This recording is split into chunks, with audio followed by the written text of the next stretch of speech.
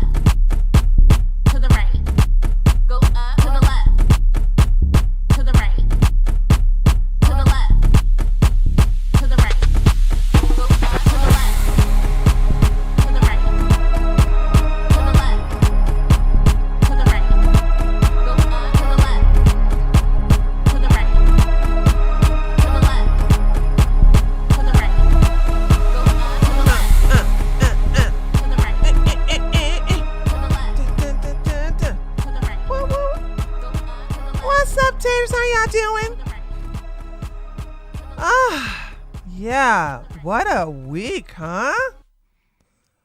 Oh my goodness. I didn't do a stream this past Wednesday because I was like, I'm about to jump on this gravy train.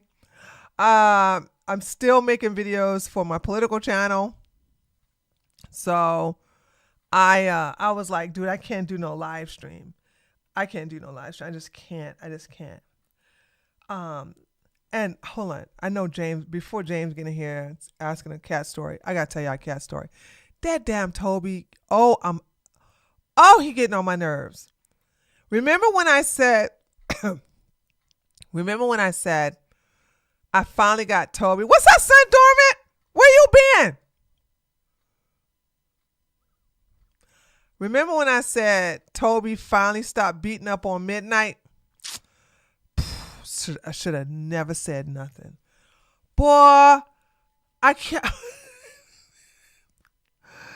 Toby started trying to beat up on Midnight. And see, I think Toby jealous. Not knowing I think. I know Toby is jealous. I know he's jealous because, okay, not only is Midnight beautiful and I do pay attention to it, but Midnight is difficult. So of course I'm going to pay more attention to Midnight because Midnight, even though I find it sometimes funny, sometimes I find it funny what she does, and then sometimes it get on my nerves.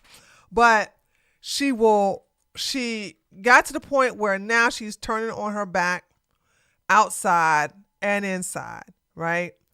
And the hissing has calmed down tremendously.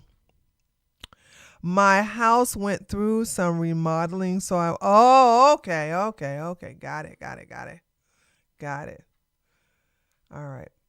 So, midnight is very jittery. So if there's a new sound in the house that she never heard before, she will skedaddle outside. Like I told you I got to keep the door slightly open, and I'm doing that now because it's cold. It's not cold outside, but once it gets cold, that's gonna stop. So we're doing that. So Toby gets a lot of food. By the way, Toby gets fed twice a day, whereas Midnight only show up when I get over here from the gym. So, and it's so cute too because they both wait on me when I get here. Toby don't mess with Midnight when I pull up. But once he's eating, now he wants to sit up here and be Billy Badass. Boy, I'm gonna teach him a lesson. Because I usually have my little spray bottle with me, but this just came out the blue of him chasing Midnight. Toby chasing Midnight into my neighbor's yard. I know my neighbor is looking at his camera phone and like, oh no, what is my neighbor doing with them crazy cats?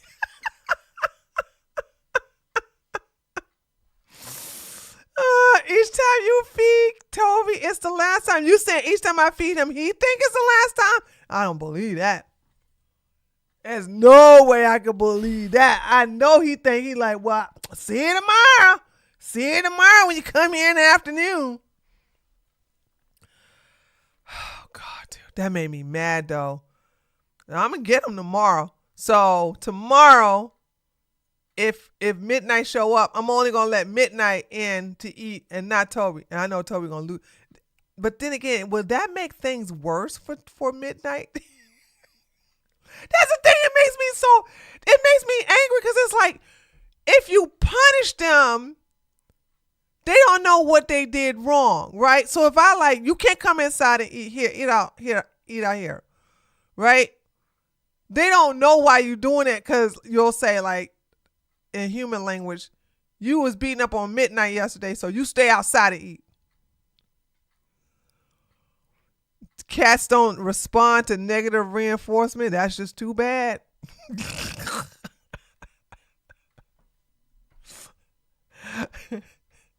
That's Ooh-wee, I got a super chat. Oh God. Danielle Harper, thank you so much for the $5. Hi Tree, just watched the video about Andrew. Love the content. Rachel and Andrew just can't be honest and say the truth. They have to spin everything. Yeah, we're going to talk about that more in detail. We're about to get right into that content. They're liars. They're posers. They're grifters. Okay? That's what they do. That's just who they are, and that's what they do. And I was going to hold on, let me just finish this and I'm gonna tell you what I was about to do. But I don't think I got the time to do it. So that's what I'm saying. I so many weeks went by without Toby beating up on Midnight. I wonder what went wrong. Do I need to reinforce that? Like, if Toby even look at Midnight, do I need to squirt him in the face with water? I mean, something has to be done because it's like I haven't punished Toby for beating up on Midnight in weeks, and I thought I took care of it. Today was a different day. All right, so we'll be continued about these feral cats. So let's talk about Andrew Wilson. Now listen, y'all. Yesterday, my freaking notifications are going crazy of inferior Yakubian savages begging for me to attend their BS Twitter space. And ladies, hear me out. Remember, ladies, I told you, I said, y'all got to have that black cat energy. And it took this feral black cat for me to really know where to actually see black cat energy. This is black cat energy. You want me? You coming after me? Nah, I don't feel like coming over there. You was blocked by Andrew. Honey, welcome to the club. Welcome to the club. You say anything out of pocket to him or Rachel, they'll block you. But I can't blame them because I block too. You know, I'm a blocker. I'm a heavy blocker. So I would never judge somebody for blocking. My pet peeve is this. There are some people on Twitter X I don't like. Elijah Schaefer is one of them. But I don't talk crap in his replies because if he's on his period, he will block me. So I'm real careful about that. Okay. So I think like there's somebody there's two people I tend to stay out of their replies even though I don't like them because I know they're gonna block me. I don't care about being blocked by Nick Fuentes. You know what I'm saying? He mad because I know he wants to be submissive to me. Hold on. It's two people.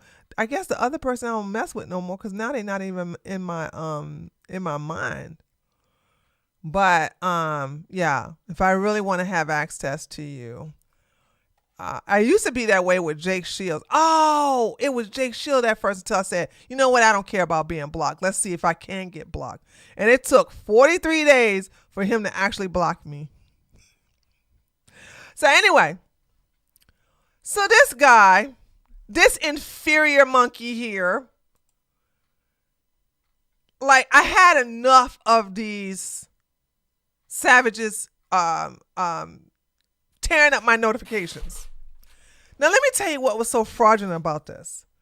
They were talking about look at this. They said, take your chance. What it says. It says here something about brain. Does he have? Oh, here we go. Andrew Wilson haters. Now is your chance to take your shot. Brain facts. Lies. Can you guys see this? Oh, hold on. Hold on, guys. Hold on. Oh, you still can't see it. There you go. You see that? Andrew Wilson haters. Now is your chance to take your shot. Brain facts. Okay? Fraudulent. These people weren't looking for no haters. They were looking for me. Boom! Headshot! Because so many people, and they even got to people who I trust and care for. They was like, can you tell Tria Logic? So I had about four people who literally I'm in the DMs with, right? Said, hey, this guy contacted me, want to know if you would. And I was like, this conversation, the one when I was like, hell no. And the other two, I was like, we never had this conversation. And then the fourth one, I was like, what's in it for me? Why are you giving me this message? I don't understand. And I never, ever, ever had anybody so thirsty and pressed for me. Let me tell y'all something. One girl called in and was yelling, Rachel is ran through. Is that true? I haven't listened to the space. I'm not going to listen to the space because it's like I've gotten so many reports on how the space was a waste of time. It was boring. Andrew didn't even show up until an hour later. It was just a bunch of like nut huggers from Andrew's community. But I was like, it doesn't even matter. They could have been that space could have been off the hook. I don't care because I was the main attraction and I was not interested in joining. So when so many people are coming my way begging me, or no, begging, demanding, and offering, I'm not interested. You're too thirsty. You're too pressed for my appearance. That means it ain't going to be nothing. It ain't going to be worth anything. Oh, God. So, no, Big Tech was there. No, y'all hold on. Y'all, no. Don't, no. Hold on. Let me get to what happened. Okay? Let me get to what happened. Y'all don't go and get ahead of me. Cause Big Tech was there. So this is what I said to one of the nut huggers. This got Andrew Wilson's ball down his throat. Cause I got tired of them adding me. I really, really got tired of it. And I was like, okay, I got to do something about this because this is getting on my nerves, right? Because I was really busy. Red pill idiots don't want women to know more. Well, they can have sex with each other.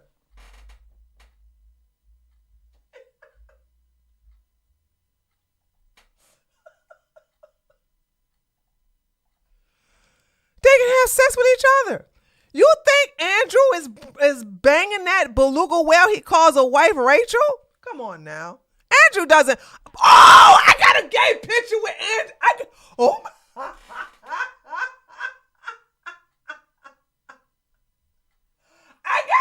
I literally got a gay picture of Andrew.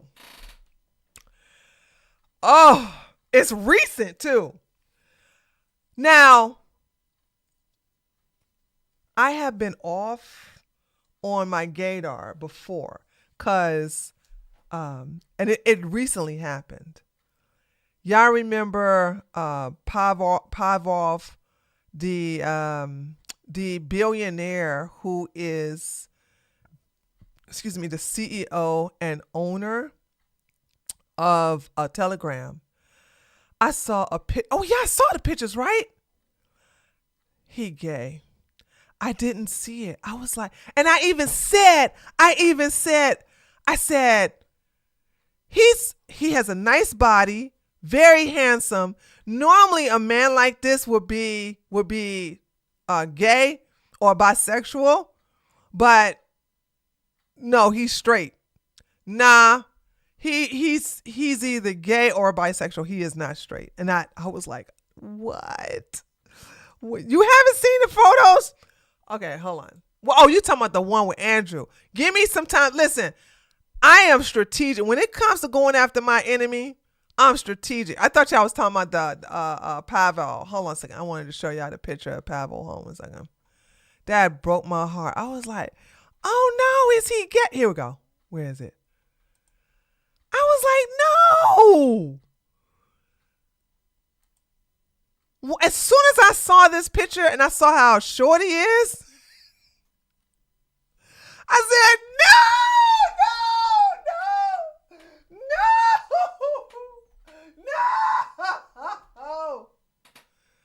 He a switch hitter. I had some of my gay followers say, yeah, my radar's going up. I think he's bisexual. And maybe y'all can say that's a cope. Y'all could say that's a cope. It could be a cope. But yeah, I'm thinking switch hitter more than anything. But anyway, let's get back to this. So they had this space and they kept adding me and people were saying that it was boring. As a matter of fact, let me just read her. Where's she at? Hold on, where it is at? Here you go. Fancy went there. Fancy said, can you guys see this? Hold on a second, let me say. This is what Fancy said. The first 35 minutes was such a bore fest. I ended up leaving and upon NG Brooke in her space. A good portion of it was waiting for Andrew to get on. They made it a point that no one was out all right, I think I know what she's saying. They made it a point that no one without a huge following, basically anyone who isn't well known, who isn't a well known content creator, would not be accepted as a speaker. So that's false advertisement. Because I saw some very small creators in the replies posting up receipts from me, from Foggy, actually like saying, oh, I got this, I got it, but they wouldn't let that person up. Also, I don't believe that Big Tech is a small content creator. He's on Kick, but that doesn't mean he's a small content creator. Then she says, I might be looking way into it. No, she's not, because I heard a lot of people saying this. But felt like to me that they were making it a point to exclude the most pivotal people that found all of this stuff. They were looking for me. They were only looking for me. That's what they wanted. They only wanted me.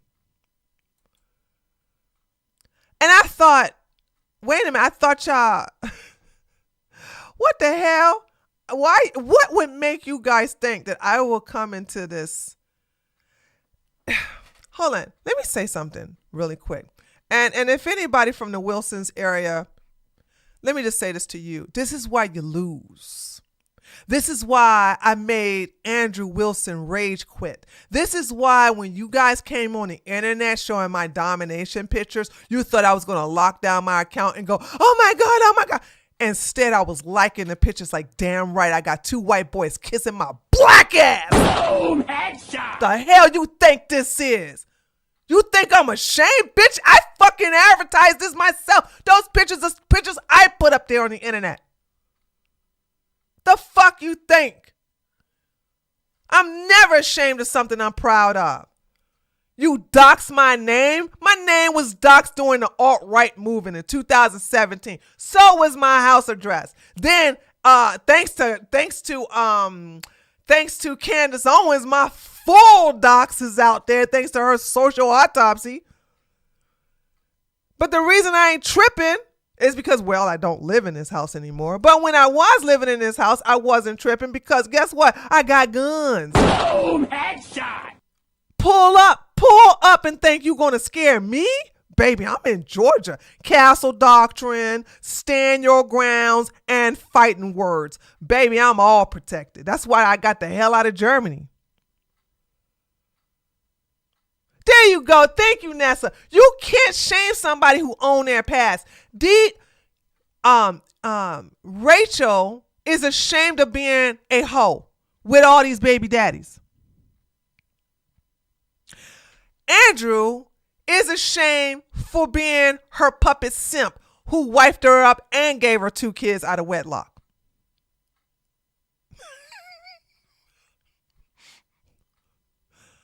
So they're ashamed of their past. And baby, let me tell you something.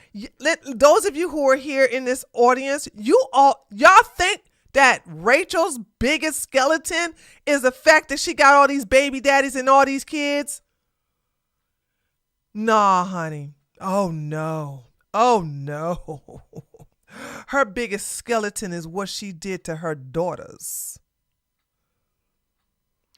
I can go there. I got receipts on receipts on receipts. That's just a little bit of it. And what me and Thoughts are waiting for is we're waiting for them to take my video and they can't because these are court records and these are literal tweets that they put out there.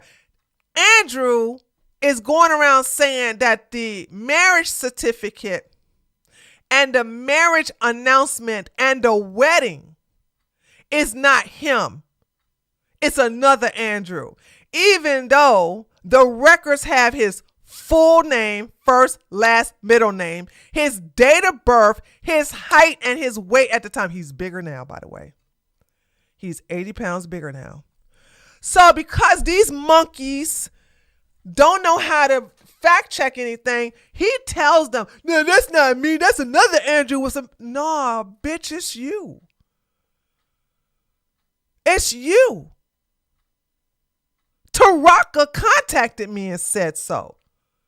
Now, the reason why I didn't do an interview on her, because she got skeletons her damn self. I'm like, and the same thing with the lesbian daughter. Rachel's first daughter from the first baby daddy is a lesbian.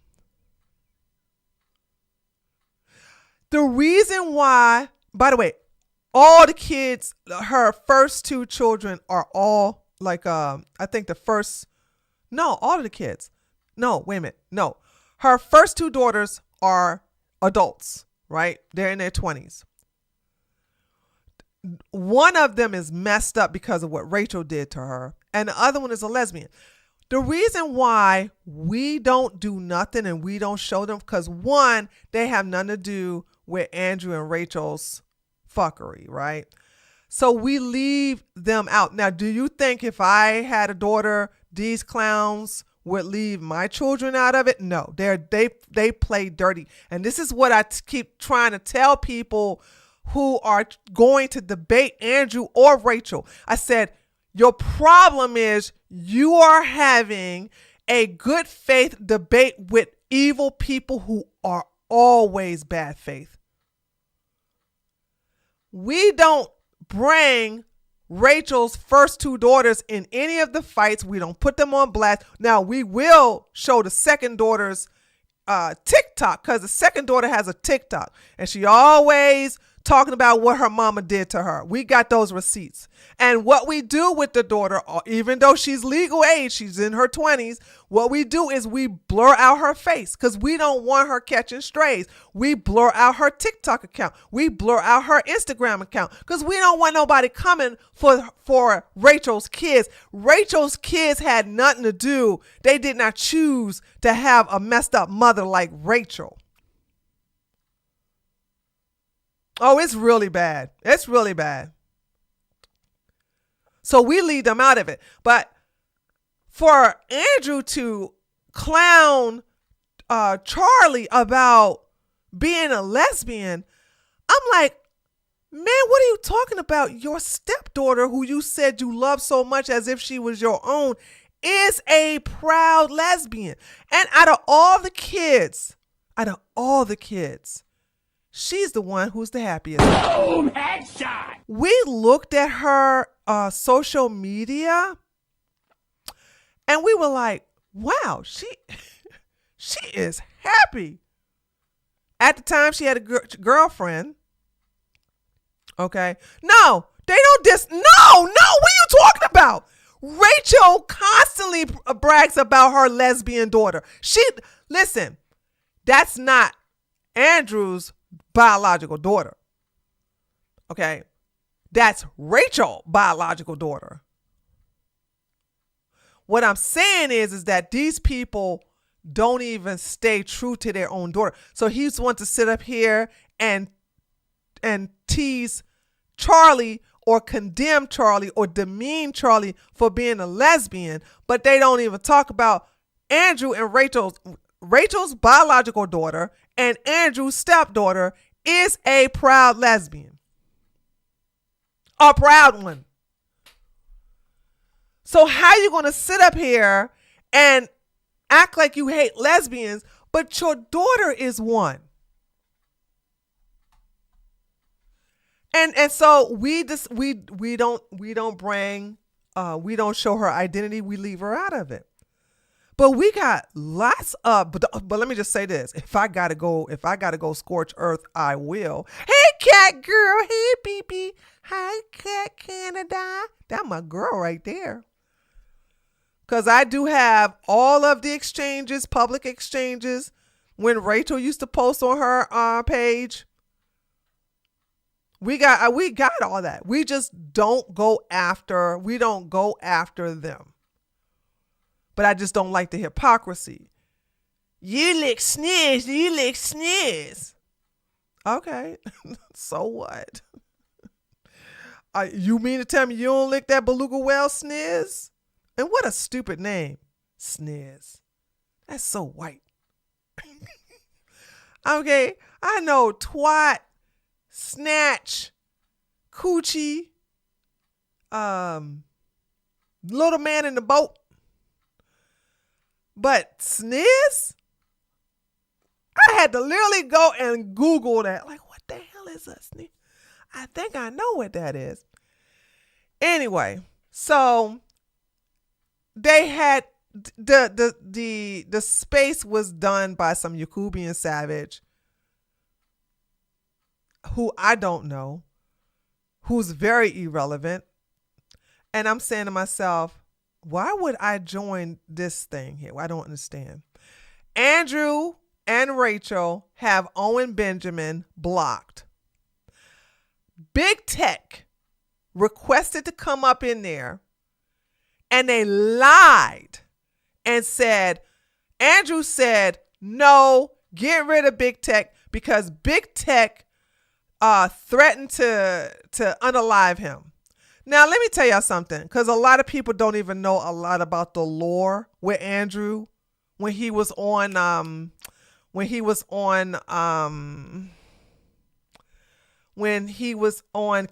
TV. That was Nick Fuentes' thing, right?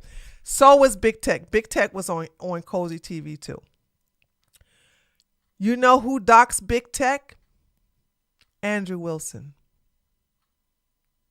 Andrew Wilson literally doxed Big Tech.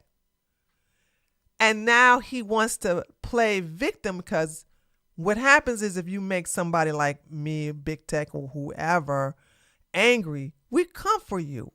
If you got skeletons in the closet, we're going to find them and we're going to pick them.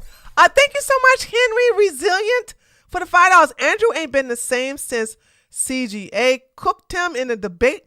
Andrew, we're going to be watching a little bit. We're going to probably watch about 15 minutes of that or 30 minutes of that. We'll see what time. I do have it in the queue. So we are going to watch that debate. It's a shame Coach Greg didn't have the information that was on my channel prior to that debate. Andrew practices do as I say, not as I do. 100% fraud. Keep your foot on in there. Oh, I will. That's why when you go to my account, that pinned tweet been up there since February 2024. That pinned tweet gonna be been up there since 2024. It ain't coming down, because look how good it did. The word got out. I really want Owen Benjamin to get him, because oh man, that would have been great. But anyway, so look at what happened with Big Tech. Big Tech was there listening. Okay. Kat, thank you so much for the Canadian $5. Keep up the excellent work with bringing all the receipts. Tree. Love you, girl. Love you, Kat. That my friend. So Big Tech was in the chat, and this is what happened. Big Tech said, tonight Andrew Wilson invited all his haters to come and air their grievances. Now, the main haters like me did not show up, because why would I? Why the hell would I put myself in a kill zone? The title is, now is your chance to take your shot, bring facts. I was given the mic, but when Andrew heard that I was next in line, he refused to let me up, and I was kicked from the space immediately without getting to say a word. Sad, scared fraud, Andrew Wilson. So there was so many people that came in that had studied the video, who also studied Brittany Venti's video, who have looked at all the receipts that I put on my highlights. Because sometimes if you go to listen, let me tell you something. If you want to know, let's say, for instance, you all are saying, oh, I wonder, does she have anything against Isabella Riley Moody? All my enemies are in my highlights. I done the work for y'all. All y'all got to do is take your lazy ass over here to the highlights, and you do like this. Here go your highlights. Okay, there go the toe. Look, somebody said Rachel's new name is 5x3.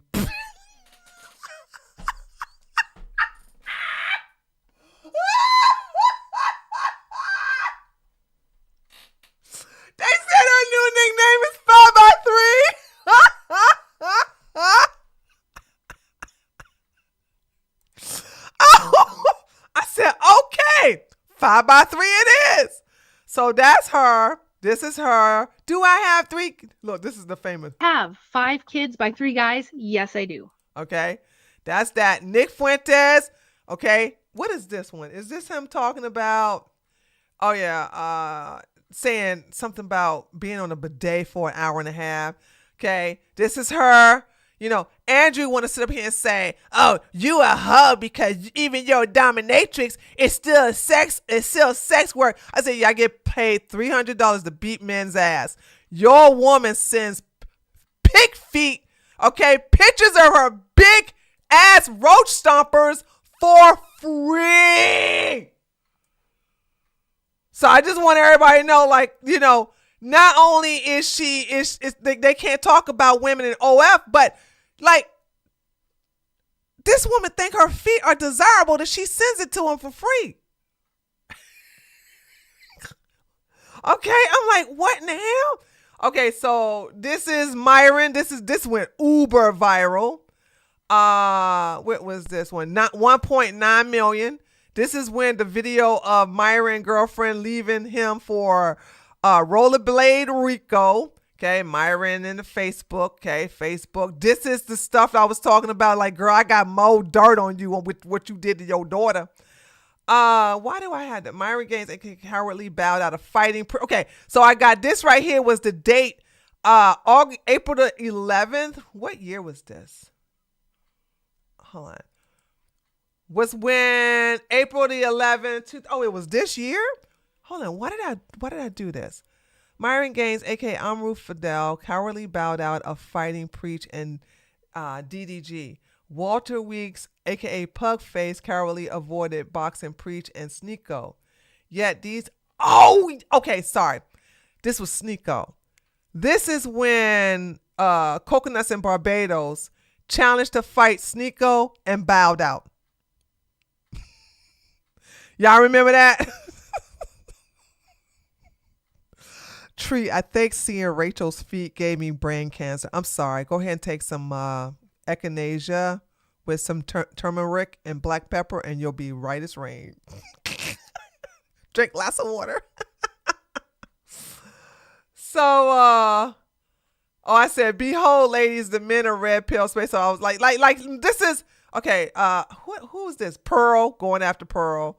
Going after the whatever broadcast because he actually had a courtesan up it. No, wait a minute. No, this was him admitting that he pays the girl. Kiko, you know, you could you could just not jump in every time somebody else is talking. That'd be really great. Thank you, Kiko. That's what you pay me for, Brian. I don't.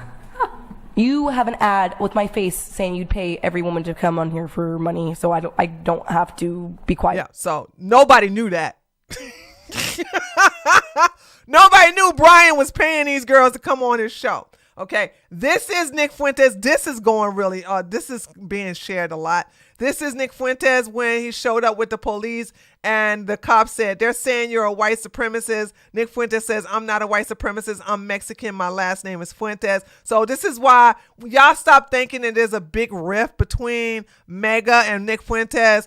Listen, though, the purity, white people on the right, maybe not white people on the left, but white people on the right, they gatekeep their race, which I admire. So they're not. Nick Fuentes has no power. But look at this. Listen to this. You're saying you're a white supremacist? I'm not a white supremacist. I'm Mexican. My last name's Fuentes. I know. I kind of white supremacist. I saw. Yes, he's like, "I'm Mexican. I'm Mexican. My last name is Fuentes. My last name is Fuentes." You know what I'm saying? So okay, we got this one right here when they call Myron the N-word right here.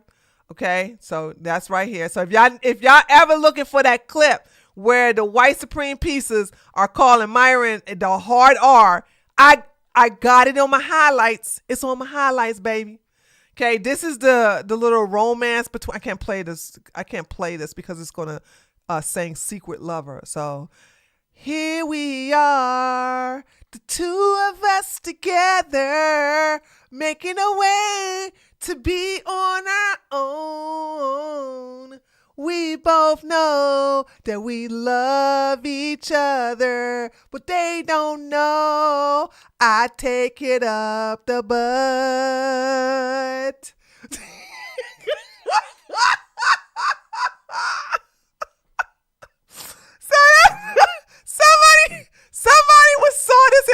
in Florida, and they sent me.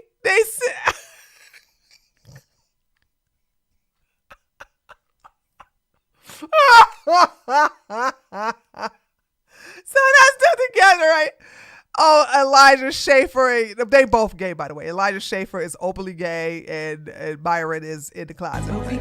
Oh shoot! Sorry about that, man. I hope that didn't catch me. All right, and then this is me showing that Myron had a glued-on wig. This is Elijah bragging about having sex with Ethan Ralph, butt sex, by the way. No, this is him with the glued-on wig. What is this about? Myron Gaines is a loser who knows that Fresh and Fit is nothing without women. Making a show. If Myron stopped having women on the show. Oh, this is where I show proof that their show is nothing without women. Anyway, I got rows and rows and rows. What is this? Why is this? Oh, hold on. I don't know if this is following media includes potential. Okay, I don't want to click on that. I don't know what that is. Okay, Myron, Sneeko, and Zerka. Tim Pool acting like he can't get no woman. This is this is one of my favorite. I'm not gonna play it, but this is when Adam 22 asked angry reaction that have Pearl ever been caught at a gangbang, and angry reactions don't say nothing.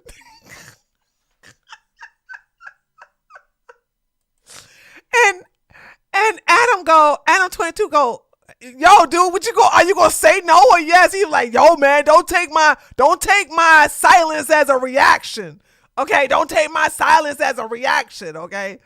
All right, this is Sneeko again. Like I said, okay, they go. This is Daisy admitting that they don't have. Oh, and also this is where you should stop with this. This is where I got the video. Relationships with that woman. Just prefer to be with other women. You mean other men? In my own defense, I did not have sexual relationships with that woman. Yeah, I just got here from work, and we never have sexual relationships, guys. Yeah, so I got all the receipts of Angie admitting that Myron don't have sex, okay? And this racist heifer, like I said, I got all the receipts on Pearl, on him. They're all on my. This is where he admits that. And I have 100. I have what I would consider 100% faith and trust in my wife. Mm-hmm. But I told her. I told her these words exactly. You're gonna get the test because you're a hoe. This, that, and the other. That's me and my girl Jasmine. That's Brittany basically clowning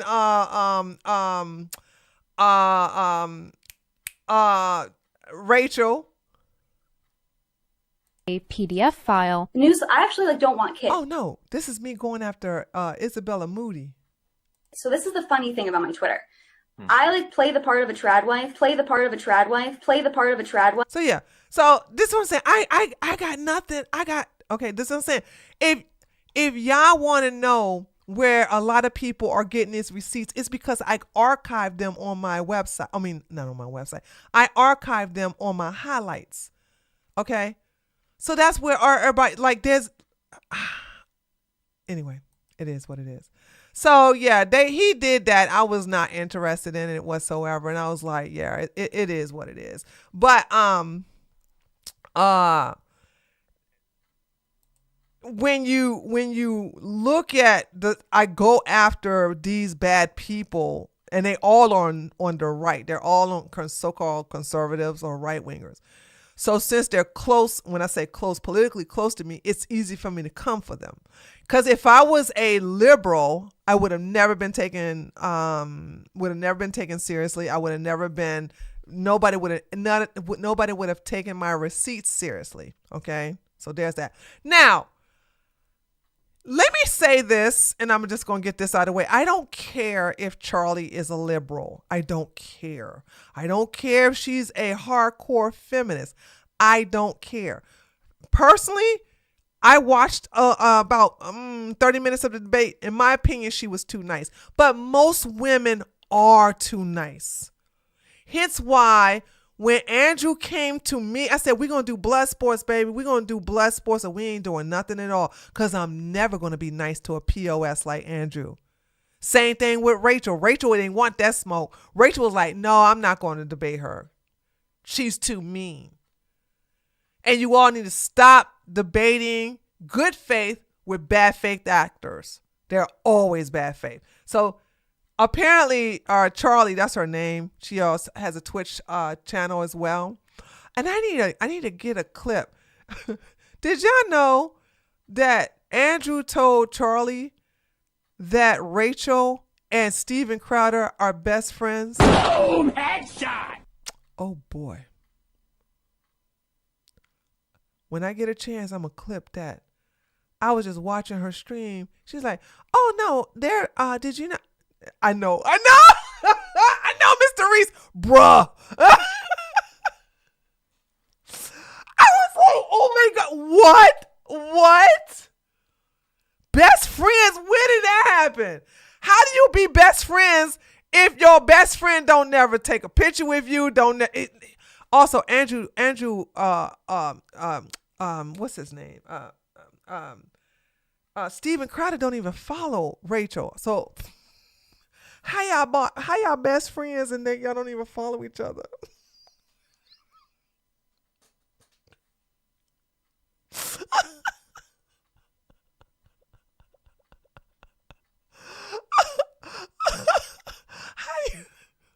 Now don't get me wrong, there are people I adore. Y'all know I love me some Lily, but I purposely don't follow her because I don't want her to catch any secondhand smoke from me. You know what I'm saying? I don't want nobody to get to her in order to get back at me. So I purposely don't follow her, all right? But it's like, come on now. Like, okay, what? All right, but anyway, let's watch this. Your wife has 3 baby daddies and has been married twice. Hold on, that's real loud. Real loud. Hold on a second. All right, here we go. Your wife has 3 baby daddies and has been married twice before. And you you lick sniz. Hi, so that's me in the video. I am the snizlicker, the snizzler, if you will. This video is making the rounds again on Instagram and Twitter, so I just wanted to clarify a few things. So apparently this is not the first time this video has been going viral. It's going viral on Twitter again and on Instagram again because let me give you guys the order of events. Ready? Coach Greg Adams played my original video. Okay. That got people saying, I did not know Andrew had a 5x3, 5 kids by 3 men, baby daddy, wife, Rachel. Okay.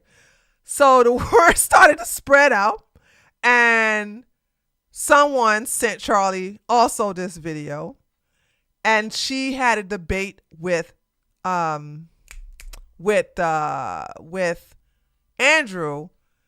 and that's how that clickable moment.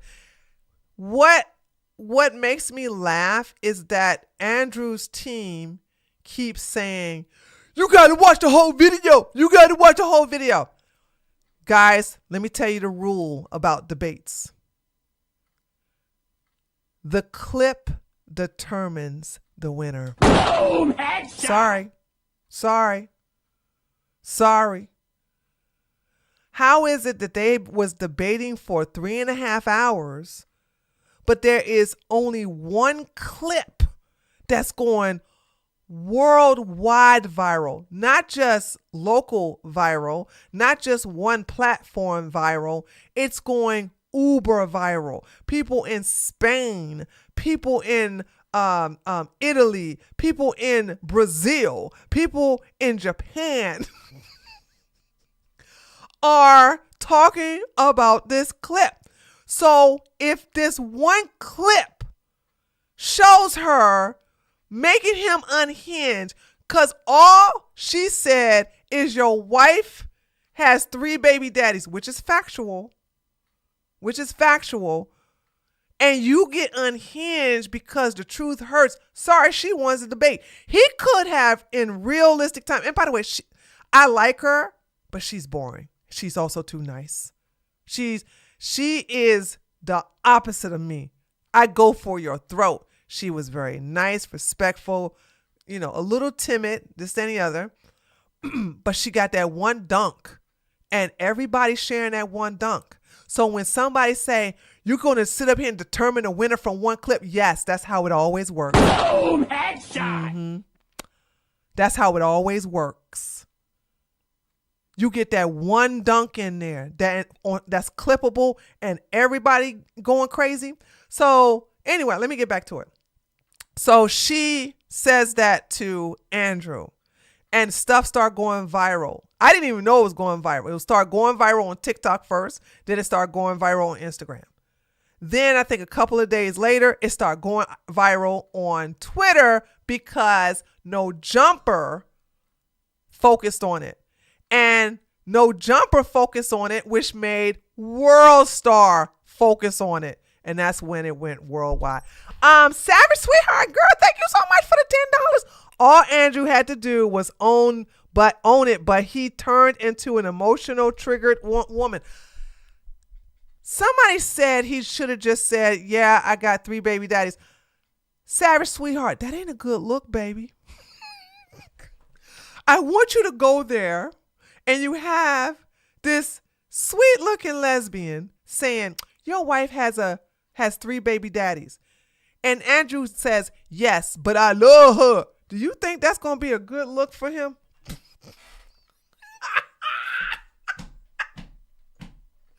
Do you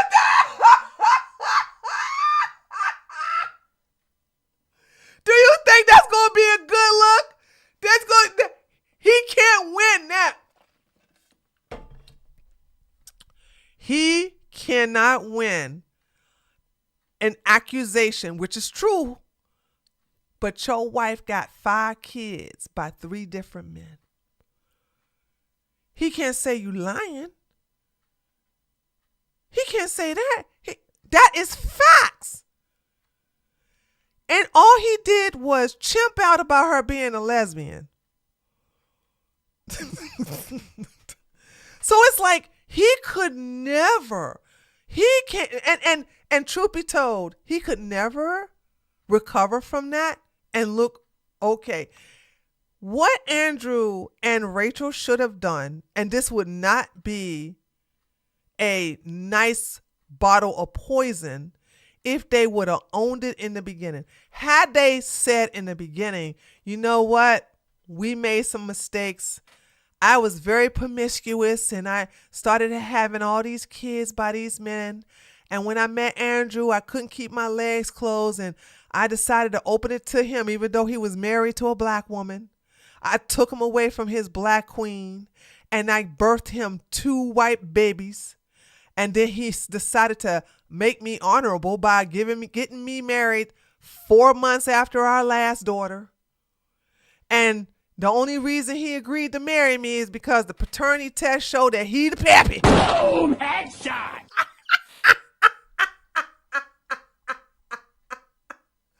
You the pappy, you.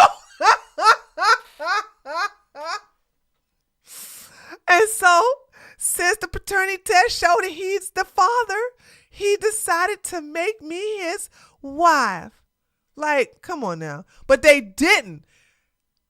Rachel will go on Twitter and call single mothers shameful. She will call them sluts. She will call them all kinds of harsh names when she was a single mama for over 8 years. Then she want to call the women on OnlyFans hoes. Half of you the biggest hoe we know. And then I sit up here. I want you guys to understand. If Rachel was black, nobody would give her grace. I want you to close your eyes for a second. If you're driving, don't close your eyes. I want you to visualize something for me. There is a white, it's a black streamer. There's a black streamer named Tyrone.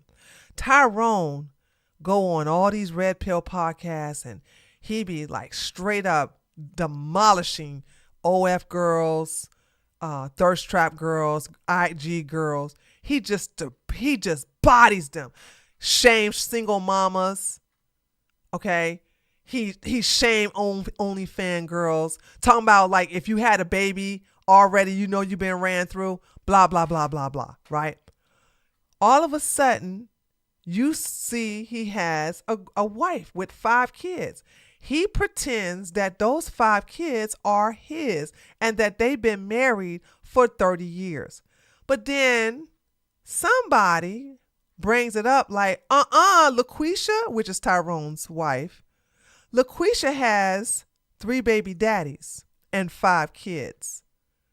And LaQuisha said, no, here's what I don't understand. Sure, I did have 5 babies by 3 different men, but I only had sex with those 3 men. Y'all gonna believe LaQuisha? Boom! Headshot! Y'all gonna believe? Hold on, hear me out. Are y'all gonna look at LaQuisha and go, oh, you just opened your legs to those 3 men? Yes, I only had Chad. We're going to keep the first baby daddy the same name, okay? There's no way I'm going to change Chad to Chad to Lamal, okay? Her first baby daddy is Chad. I'm going to keep him Chad. So LaQuisha, first baby daddy is Chad.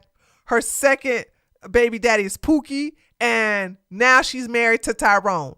And LaQuisha is saying that her body count is 3 because she only had sex with Chad, Pookie, and Tyrone. Who's going to believe that? Who's going to believe that? Who's going to say, you so right. You so right. Your body count 3. Baby, let me tell you something. Okay? Ladies, we know, we may not know exactly our body count, but we know hell. If you, let me just say this. I'm going to put myself on blast. You ready for this? I'm going to put myself on blast. Rachel married Andrew in her 30s and said that when she married Andrew, her body count, including him, was 3. Bitch, my body count was nowhere near 3. It was nowhere. Bitch, it was nowhere near 3. What the fuck you talking about? In my early 30s? In my early 30s? What? 3? And I ain't never had no kids. The fuck you think this is? Do you really think I'm stupid? Come on, girls. I don't even know no disgusting fat women in their 30s with a 3 body count. And they have 5 kids by one guy. And I listen to this and I'm like, wait a minute, you guys think that her body count is 3? And this is how women get you. Boom! Headshot! I'm like, where is the critical thinking skills? The fact, hear me out, chat. Listen. The fact that Rachel had sex with Andrew while he was married proves that she loves ding-a-ling. Can the church say amen? I'm going to say it again, just in case the people in the back pews didn't hear me. A woman who has an affair with a married man is promiscuous and she has a high body count. And guess what?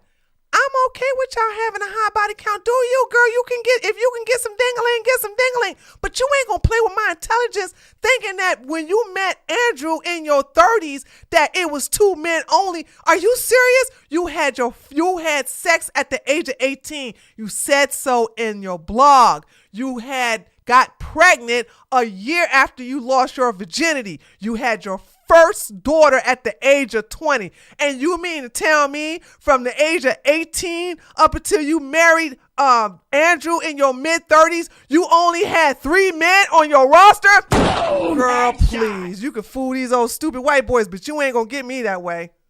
I ain't stupid. Maybe they stupid. I ain't pull.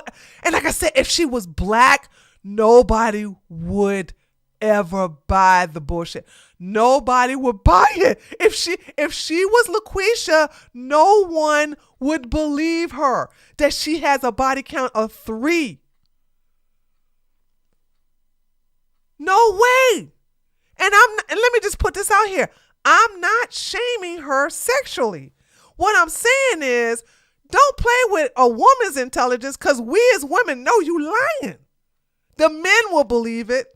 Because listen, men go to strip clubs and sit up here and give thousands and thousands and thousands of dollars because the stripper they like told them her real name. Because he's special. When I was bodyguard, I swear to God, I just didn't even see. Like, I couldn't believe how easy these men would believe these lies.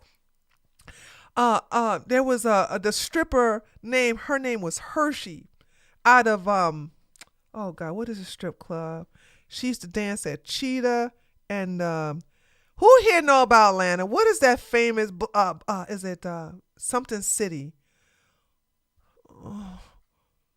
Come on, somebody tell me, what's the strip club in Atlanta? Very, very popular. Extremely. It's even in rap music. Oh God. It's Magic City. Magic City. I got it. Oh, KT, yeah, we got it together. Magic City. Thank you. There's a stripper, beautiful woman named Hershey.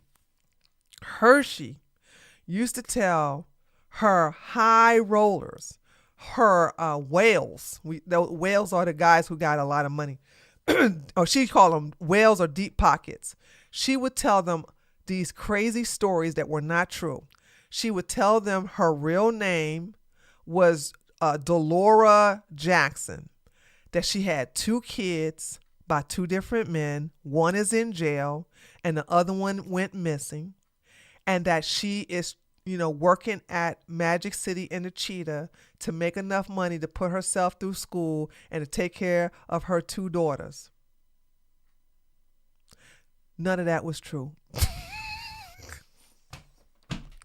And the men fell in love with her because they thought, oh, she trusts me with this information. She doesn't tell nobody her real name. She doesn't tell anybody her living situation.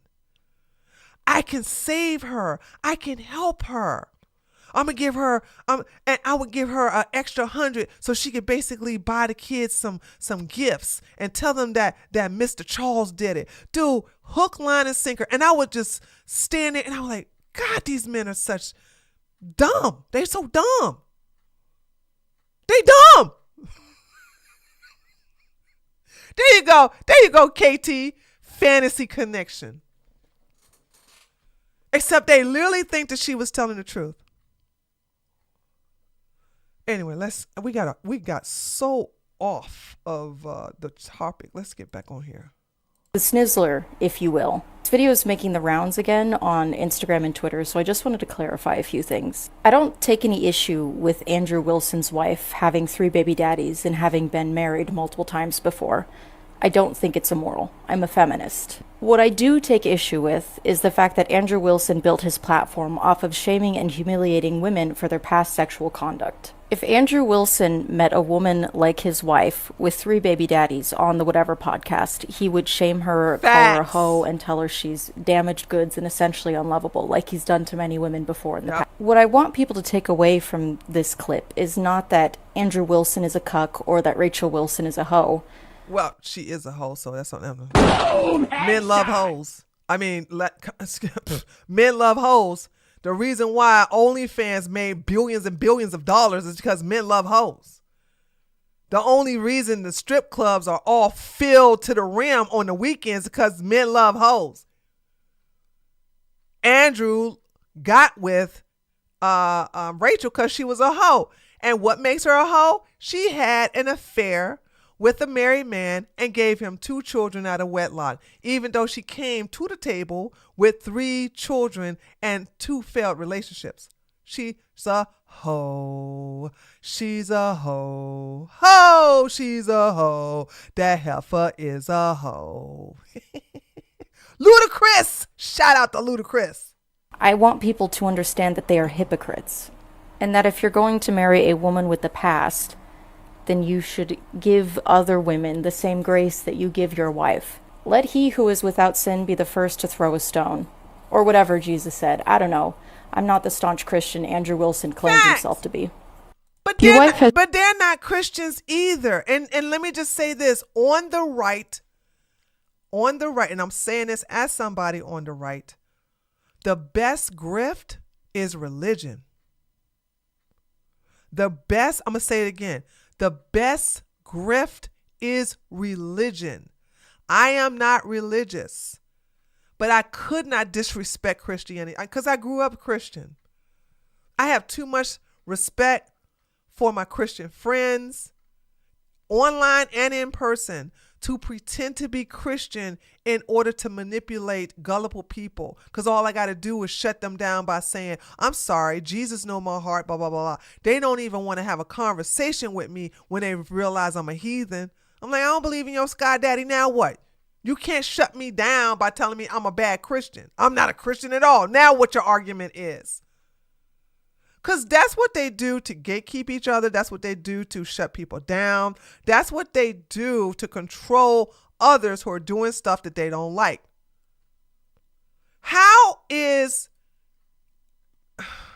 If you all are real Christians, like Andrew and Rachel are not Christians because they were both atheists. Now all of a sudden they're Christians, right? How are you going to bring women into Christianity by embarrassing them on camera because they're not used to debating, or humiliating them for their past life choices, even though you don't do that to your wife? Huh? How do you do that? How do you not? Aren't you supposed to give them forgiveness and grace? Aren't you supposed to show them the way? So this is what I'm talking about. Like, I'm just saying, like, they are not Christians, but Christians. Not all, but most of them are like, okay, well, who am I to judge in the eyes of the Lord? Blah, blah, blah. Anyway, so we're going to watch a little bit of Coach Red Pill. I think it's amazing. This is the second time that Coach Red Pill featured my video. Let me tell y'all something. I'm cool with Coach. I went to go look at his new, because I haven't been in his channel in a long time. The last time I was at Coach Red Pill? Sorry, my bad. Coach Greg Adams. My bad. Not Coach Red Pill. Coach Greg Adams. CGA, right? The last time I was on Coach Greg Adams, CGA channel, is when he took my video where I was annoyed with Daisy because I knew she had already gotten an abortion. And Daisy got caught with one of her BBL ghetto friends drinking wine. And the audience from Fresh and Fit was like, why you drinking wine? Why you drinking wine? And Daisy tried to play with their intelligence and said it was lemonade. I got annoyed. And I said on live on TV, because this is what Coach Greg Adams clipped. I said, look, if you're going to keep up, what did I say? A facade, right? Is that what I said? I said, if you're going to keep up a facade, at least don't record yourself having wine with your BBL. No, at least don't be seen out in public with your BBL. A ruse! Thank you, Nina. It was a ruse. A ruse. No. That's what I said. I'm sorry. Thank you. It was ruse. It was a facade. It was a ruse. Right. I said, if you're going to keep up a ruse, don't be seen out in public with your BBL friend drinking wine. Coach Greg Adams was the only one who caught that. Boom, headshot. He was the only one who caught it. I'm over here on my tiny channel, by the way. I'm very insignificant. I'm a nobody. I just happen to be in the right place at the right time. he caught that clip, or somebody caught that clip. They clipped it from my live stream and they sent it to Coach Greg Adams. And Coach Greg Adams showed it on his channel, saying that Ling Ling, that's what everybody was calling Daisy, Ling Ling done got found out. This is Ling Ling's friend. This is one of her road dogs. And at the time, he was right. And he played that clip and all hell broke loose. Because guess what happened after that? Duke the Don, also known as Dookie the Simp, has I guess you could say, has a hatred for Coach Greg Adams because he went berserk. He got on his live stream, took the screen caps of my phone number of the text messages between me and Daisy, and he doxed my phone number. And everybody ran to my stream and said, Duke is doxing your phone number. And as soon as I read somebody said, this is what happened. I said, somebody said, Duke is live right now, putting you on blast, and he's showing your phone number. And then you hear my phone go, ring! ring! I'm looking at my phone. My phone started blowing up live on the internet. Live on the internet. My phone is blowing up. I said, that piece of... And I went to his live stream, and there he was with Daisy. Y'all remember that? Daisy was sitting there all smiling, and she was very rude. I said, Daisy, bitch, I know your secrets. Boom, headshot. I know you had an abortion. What are you doing? Nobody knows you had an abortion but me. And what happened, chat? I put her ass on blast. I let it all. I said, you want to leak my stuff? I'ma leak everything. And we had a stream. I put out all the receipts, didn't I? I said, this is when she had an abortion. This is what she said about Fresh. She was going through Fresh bank account, said the little coconuts in Barbados had none but $3,000 in his account.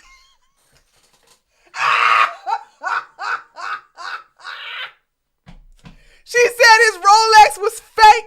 She said he got fake diamonds. She showed me everything.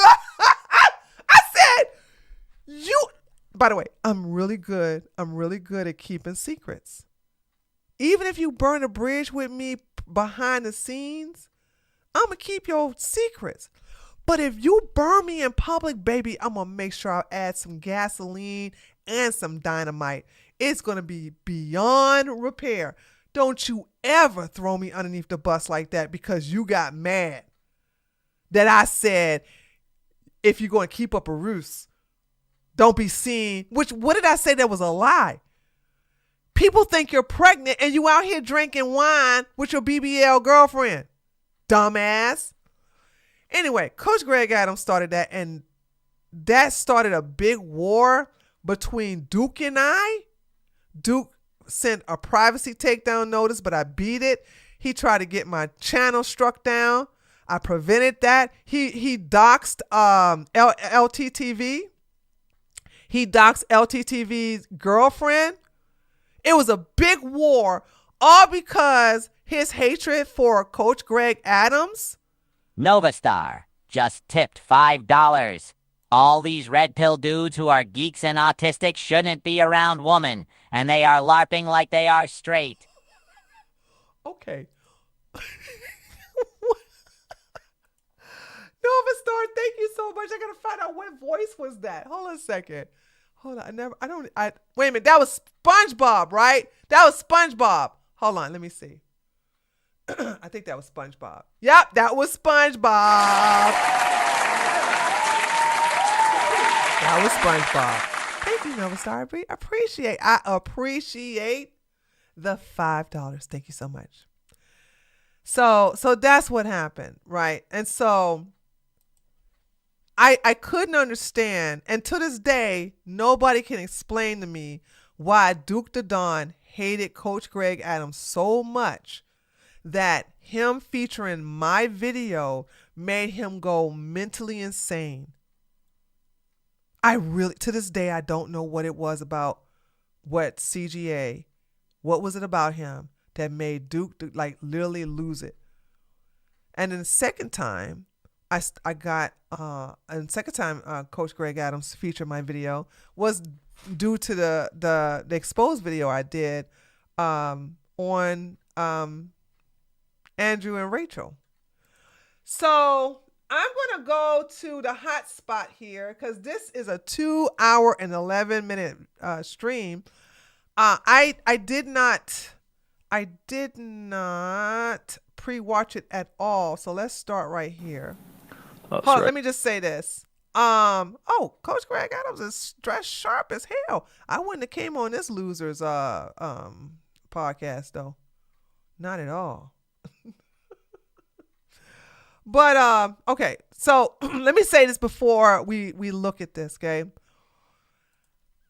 Anybody, hear me out right now. If anybody knows somebody that says, I'm going to be debating Andrew Wilson, tell them to never be prepared for an honest debate. Never be prepared for someone who's going to debate in good faith. Never be prepared for somebody who is trying to sincerely persuade you to their position. This is entertainment for his audience. This is nothing but entertainment for him. This man literally argued for pro-rape, saying that it's good for some women to be abused that way. So, and he also argued for incest, saying that, hey, it's nothing wrong with brothers and sisters having sex. Does he believe that? I don't think he does. But he just likes to argue for the sake of trying to go viral, because trying to get the dunks and trying to throw off his opponent. The goal is he likes to do the element of surprise and to either make the person he's debating flustered, frustrated, confused, or angry. Flustered, frustrated, confused, or angry. He's aiming to get the person he's debating to do one of those four emotions. So it's never, ever, ever, ever, ever good faith. Okay? So when he and I did the blood sports debate, I was like, I already know he gonna come in bad faith, and I'm ready to come in bad faith too. You playing dirty, I'm gonna play dirtier. That's how I look at people like Andrew. Okay, here we go. And now it's on the wide angle so they could see you guys. Yeah, we can change it to whatever is necessary. As you guys start talking, we'll... Okay. Does it get started? Let's get this thing going. All right, here we go. I'll kick it off. You guys ready? Yep, let's do it. Yeah, we're good. Okay, guys, finally getting started. Thanks for being patient. I know there was some delays. We got Andrew here versus Coach Greg Adams, a.k.a. the Free Agent Lifestyle. We're going to talk about today, is marriage worth it for men in the West? So okay. Sorry. Wait a minute. What was the topic? Is marriage worth it for... Hold on. What was the topic? I need to ask a question for those of you who are part of Coach Greg's audience. Let me not have it so far. Got Andrew here versus Coach Greg Adams, a.k.a. the Free Agent Lifestyle. We're going to talk about today, is marriage worth it for men in the West? So okay. Is marriage worth it for men in the West? What does free agent mean? I don't understand that.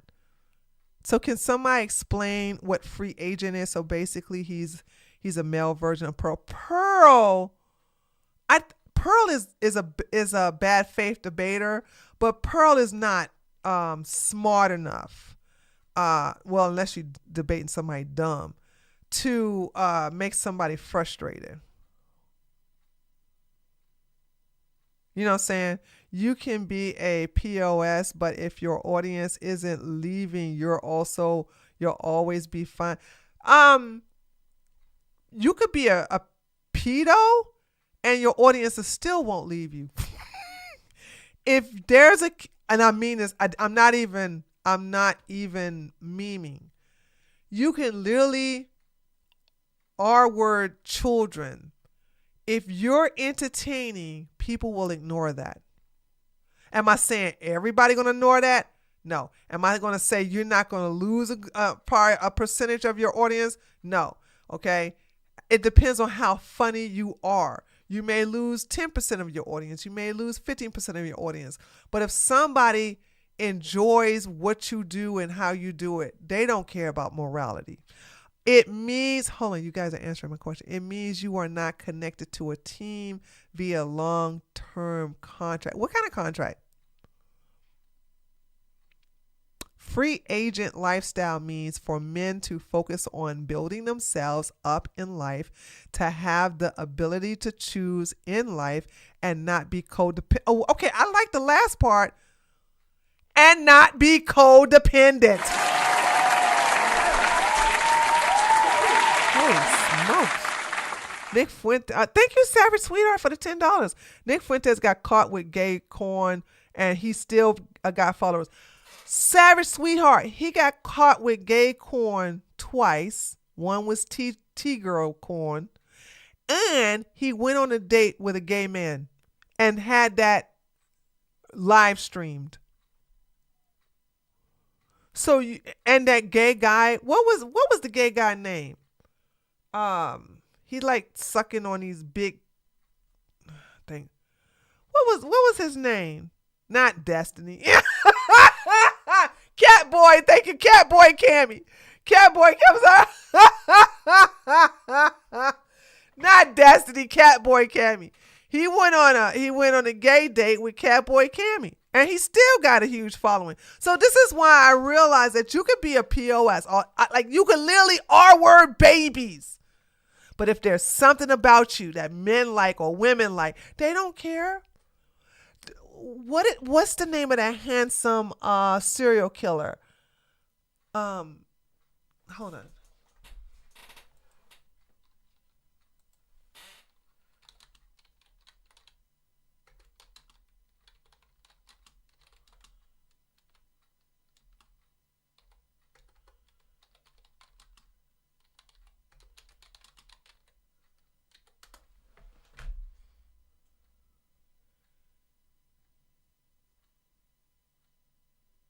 Damn, it's so many. I thought it was just this one. Ted Bundy. Ted Bundy. That's what it is. Ted Bundy, right? Look at Ted Bundy. Look at how many. Oh, you guys said it. I'm so sorry. I should have waited for you guys to say something in the chat. Ted Bundy. This man gets marriage proposals on the regular. And Luigi is gay. And women are like, oh, Luigi. Oh, Luigi. People don't, for the most part, don't stay by their standards and morals because they're immoral. You know what I'm saying? You're going to have some people like us. I'm going to put y'all in my category, okay? If you find out that somebody is doing bad things to babies, you're going to be like, okay, no, I'm out. If I find out you hurting animals, I'm out.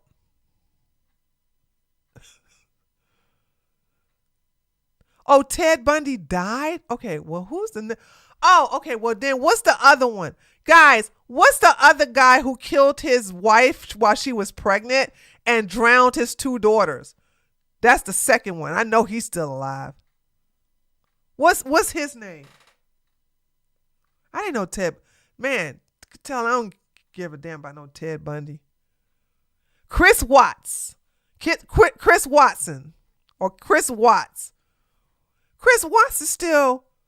Oh, Scott Peterson. Nah, Scott Peterson gained some weight, so women ain't checking for him no more. But they love some Chris Watts. Chris Watts is still catching a lot of women. Like, hey, Chris. So, yeah, they don't care. You can be a very terrible person. So, Andrew is still going to have his diehard fans. Don't matter what he does. Don't matter how much of a simp he is. They live vicariously. Listen, I'm going to say this and we're going to play the video. The reason why he has the type of following he has is because these men, these pitiful, incel, never gonna get no punani type of losers can live vicariously through him because he has access to OF girls and Instagram girls and beautiful women that he gets to humiliate and chastise and belittle. Okay? So therefore they'll sit up here and say, yeah, that's what you get, you old hoe. You should want a man like me. Get him. Get her, Andrew. That's all that is. That's all that is. There's so many losers today. So many losers today that really don't have a foundation of knowing how to like get women. It's so many loser women. When men tell me I can't find no woman, I'm like, your standards are way too high. Because I know some decent looking women who would be a willing doormat to any man. Anyway, let's finish this. Let's get into some opening statements. Who wants to start off? Yeah, man, marriage is a great institution. It was an institution that built the community of America. Most of the better communities that have safety, good children, good schools are typically centered around marriage. However, marriage has not progressed to the point where men can be safe legally, and a lot of men have experienced tremendous damage, collateral damage as a result, and it has led to broken families, a lot of broken hearts, simply because the laws are not positioned to benefit both people in a divorce. Therefore, you have no-fault divorce. You have opportunities for women to use the courts against men, and as a result...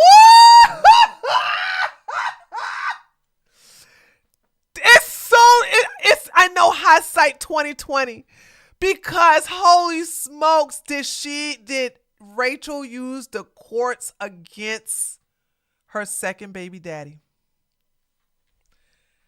Let me tell y'all something. Men, I ain't your enemy, but I'm not on your team to fight your battles.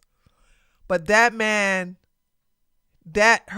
Rachel's second baby daddy has my heart. My heart aches for that man. I have never, when I really read the case, when I really read how that man tried to get full custody of his only son,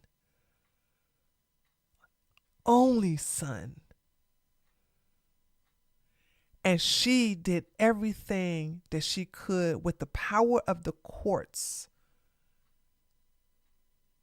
to keep him away. And that little boy is not alive today because the judge said, yeah, you make some valid points, but I don't want to separate him from his sisters. Now, by the way, we're talking about stepsisters. These are not biological sisters.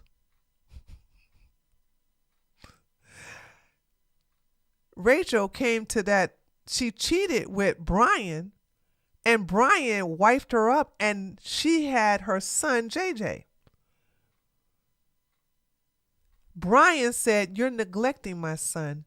You're not a good mother for my son. I want custody, full custody of my son.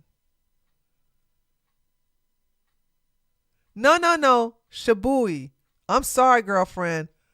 We saw this man fight for his son. We saw him do everything the right way to fight for his son. Rachel put false temporary protection orders against him, trying to put him in jail. They were dismissed. Brian saw bruises on that boy, and okay, my bad. I thought you was responding to me. And he put a temporary protection order against Rachel on behalf of his son, and it was thrown out.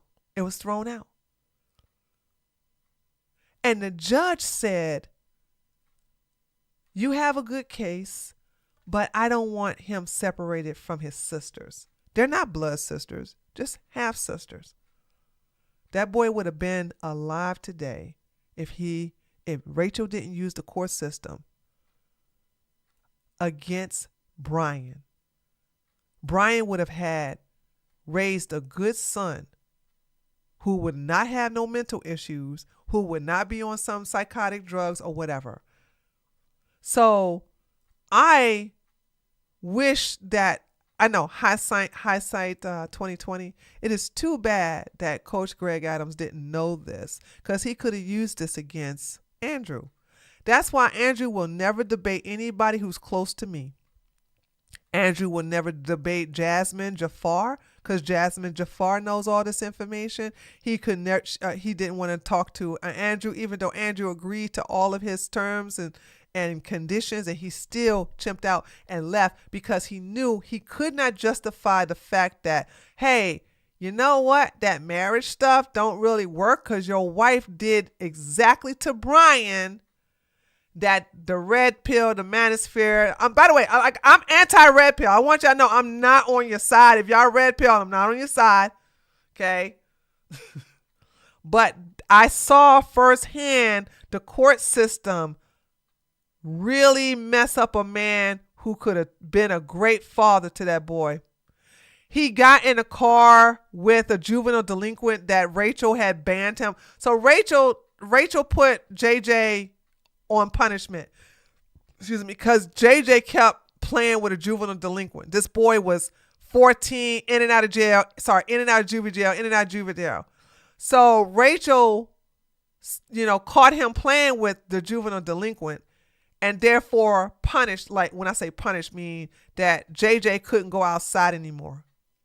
JJ couldn't, go out and play anymore at all, right? So one particular day, Rachel said, okay, you can go out and play.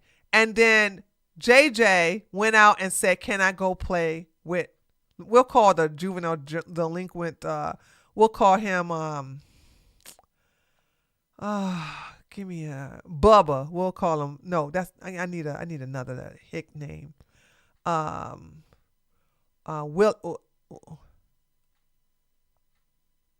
me a redneck name. God damn. I can't. Billy Bob. There you go. Billy Bob. There you go. So JJ said, can I go play with Billy Bob? She was like, no, like this is, I punish you. You can't go and play with Billy Bob. But she said, just a little bit. You could play with him as long as you're in front of the yard. So so JJ, which is Brian and Rachel's son, is playing with Billy Bob. Billy Bob said, hey, JJ, want to go for a ride? My dad lets me drive his big old pickup truck. And JJ like, yeah, let's go ride. So Billy Bob goes into his father's house, get the keys to the truck, gets in the driver's seat. JJ gets in the passenger seat. They hit on some ice and smash into a tree. Billy Bob just get a scratch. JJ goes through the window and instantly dies. That's how they die. That's how it is.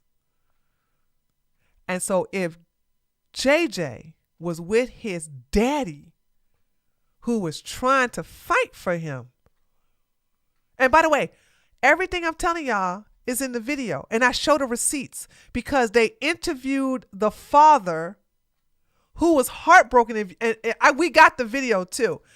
The father is holding JJ's teddy bear and talking to the news media with tears running down his face. When they interview Rachel, Rachel is talking to the news media as if she was talking about what type of ingredients she put in her bundt cake. No emotions, no nothing, no anger, no nothing.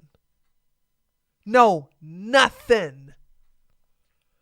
And them guys like, you can't talk about this. I could talk about anybody because that little boy would have been alive if it wasn't for the mama. I said, so now I can actually advocate based upon going in her past to say, yep, the system did that man wrong.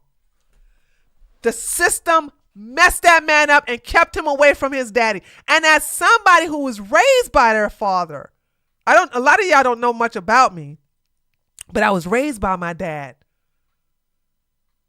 Why wouldn't I feel some kind of sympathy for Brian? The good thing is my mother didn't use any court systems or whatever to keep me away from my father and keep my father from getting custody of me. But Rachel used the court system. She used everything to keep JJ away from his biological father.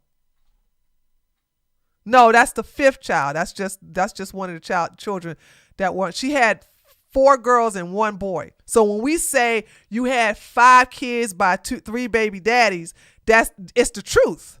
She gave birth to 5 kids. JJ died at the age of 10. So that's why we say you had 5 kids by 3 men, which is factually correct. It's unfortunate because of her terrible parenting that one of the 5 kids, JJ, is no longer here. Men have seen 1, 2, and 3 generations of men getting harmed, their grandfathers, their fathers, their uncles, their brothers getting harmed by this. So Generation Z men are not positioning themselves for a positive marriage. So at this particular point, if someone asked me, would I recommend marriage for them, and they were in a certain position in life, they weren't established, I would say no. There's no benefit for the person to get married today. Got it. Your response, Andrew? Yeah, I didn't hear any anti-marriage arguments. I heard anti-divorce arguments. So I'm with you on divorce, 100%. Stream over. And I agree. But it's a good thing. What's the point of being there if it? Hold on. So if you agree that you heard anti-divorce, that means he's saying not get married. What's the purpose of them debating? If you don't get married, you don't have to get divorced. And let me just say this about marriage, okay? My audience, y'all know me. What did I tell the guys in my community? I said marriage ain't for everybody. And I said a lot of men shouldn't get married, a lot of women shouldn't get married. I am not religious, but my mentality was always until death do you part.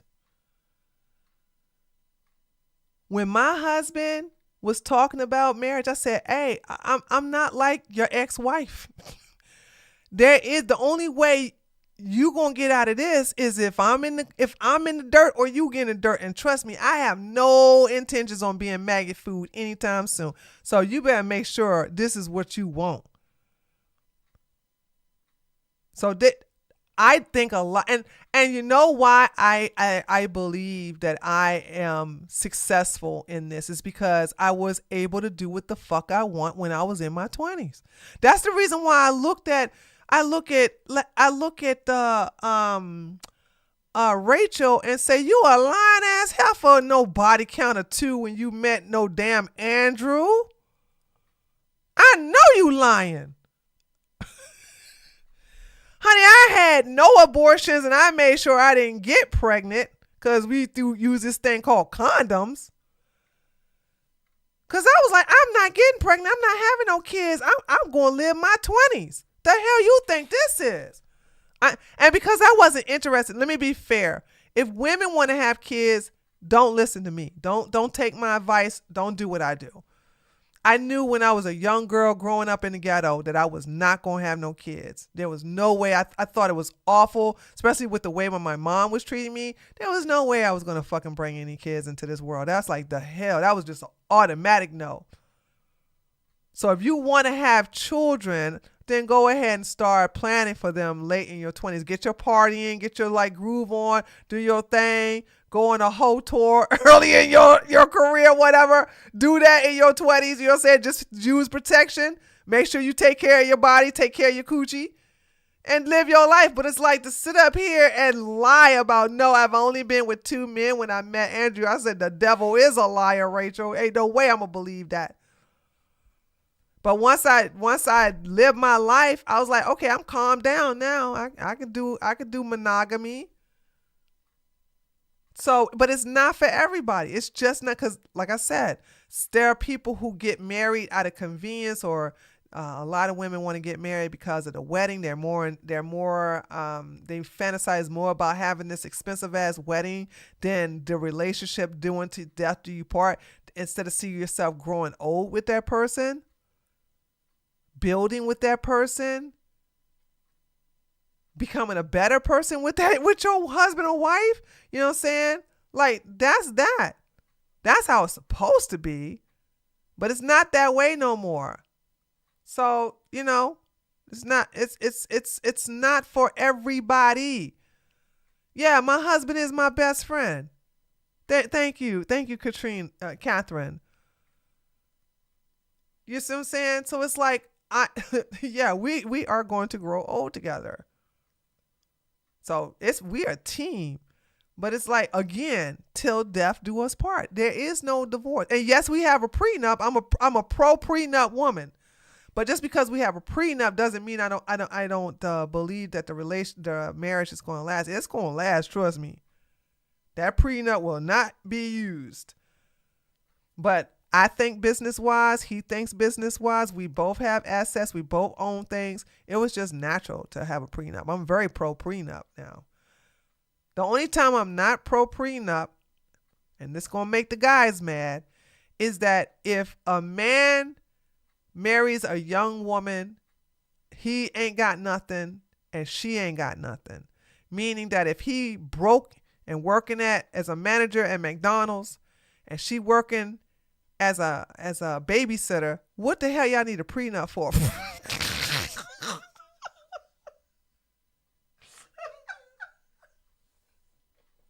You don't need no prenup. What you need a prenup for? Okay? The hell y'all think this is? Prenups are for people with money. Prenups are for people who have assets that they don't want to lose in case the relationship or the marriage doesn't work out. If you got nothing and he got nothing, what the hell is a prenup for? Shoot. Okay, let's listen. I'm sorry. Topic isn't on divorce, it's on marriage. And it seems like you agree with my proposition then. And the proposition is that marriage, quote, is a great institution. Yep. And that right now your concern is that men can't be safe in marriage, but that's not actually what you're saying. You're not saying men can't be safe in marriage, they can. You're saying that they may not be safe in divorce. So I have a counter proposition for you. My counter proposition is, what if it's the case that you can use religious marriage institutions without the state? And then we add the ecclesiastical structure of the marriage. That's what always kept them together anyway. Is that why y'all kept putting ecclesiastical in my comment section? KT, is that why when Coach Greg Adams came to my comment section, everybody kept saying ecclesiastical marriage? They kept saying ecclesiastical. I was like, what? Why is everybody saying ecclesiastical in the comment section? That's why. Man, I should have. 2 + 2 is 4 now. Take notice that CGA did not say anything about providing solutions in this debate. Andrew was not listening to understand CGA. No, he doesn't. He never listens. He just waits until he can get a gotcha or to deflect the conversation to his argument. See, what Andrew does, Andrew is an ecclesiastic liar. He's an ecclesiastical liar. This is what Andrew does. Andrew prepared for these debates, and he knows what area he's going to move the debate to. What you have to do, and I know this is something respectable people don't do. I'm not respectable. I'm a bitch. I'm very evil. I don't play with these people. So it don't matter what their game is. I know what my agenda is. And it don't matter how you're going to deflect. I'm not going to bite the bait. And I'm going to take it to where I want to go. So he does this with all debates. He knows, hey, if we're going to debate about oranges and how oranges are high in vitamin C, I'm going to deflect on how high fructose corn syrup is available in every Kool-Aid drink. So you come over there talking about, oranges, saying are good, high in vitamin C. He doesn't believe that oranges are high in vitamin C. 5 minutes later, y'all basically talking about Kool-Aid. That's how he does his debates. He deflects, and you can't bite the bait. And the only way you're not going to bite the bait is by ignoring him and staying on your topic regardless. So in other words, I would be halfway listening to him the way he halfway listened to Greg Adams. And I'd be like, I don't care what you're saying. I want to still talk about oranges and high vitamin C count. Yeah, that's all that is. Yeah, he is a gaslighter, but that's how you deflect when you gaslight somebody. So if Coach Greg Adams like, no, 1 orange is 1,000 milligrams of vitamin C, and then Andrew will say, no, but you were saying that high fructose corn syrup don't have any vitamin C, and Coach Greg Adams like, I didn't say that. No, you did say that. So let me just show you what I'm talking about, and then he'll blah blah. It's you gotta study these type of people. If you study the way they debate, how they debate, you can fuck them up. It's just that people, for the most part, are good-natured and they have good intentions. I don't know Coach Greg Adams like that. And I'm going to make an assumption. I'm going to assume that Greg Adams had good intentions of having a good conversation that was going to be productive, and that was something for his male audience to learn from. I think that's what he intended on doing. Too bad it was a waste of time, because this ain't nothing but entertainment for Andrew. Right, before the state was ever involved. So what if instead we use the ecclesiastical church, the structure of the old churches, that would be Catholicism and Orthodoxy, where you see the lowest divorce rates, because the community puts pressure on the women to act right. That's what they do. Right now, the state applies no pressure on women to act right. Wait a minute. What? That would be Catholicism and Orthodoxy, where you see the lowest divorce rates, because the community puts pressure on the women to act right. That's what...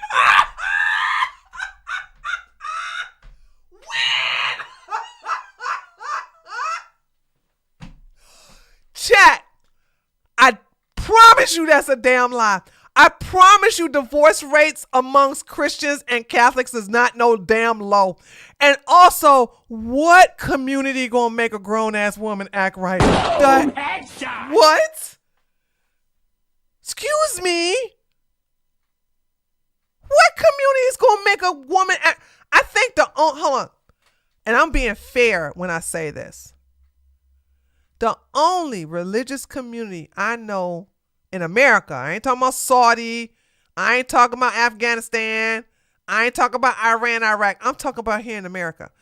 In America, the only community I know that make women act right for the most part, because even they have some stranglers, is the Amish.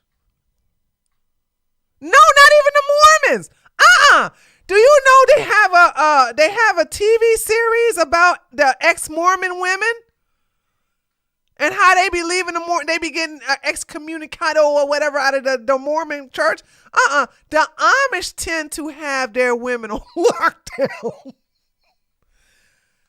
And you know why the Amish? Hold on, let's be clear, because the reason why the Mormon divorce rate is not high, but it ain't low either. But the reason why the Amish women are more in control, are more kept the community keeps the Amish women in line, is because them bitches ain't got no damn Instagram or no phone. Boom, headshot. They can't get on the internet. They can't get on the interwebs. They ain't got no Instagram. They ain't got no TikTok.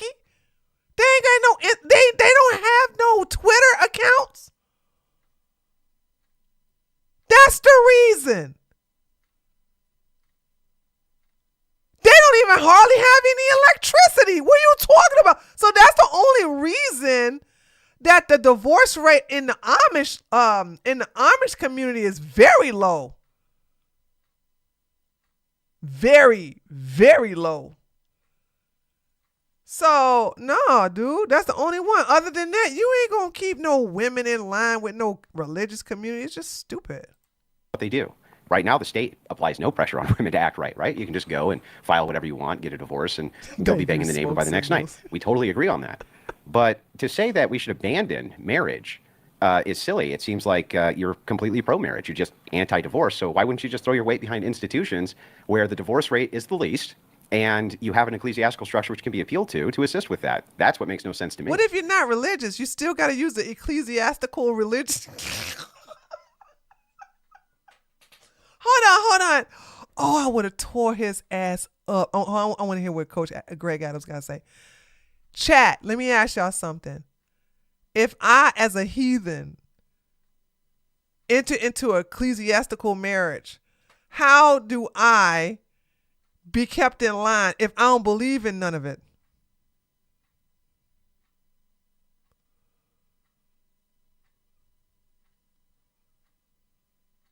Okay.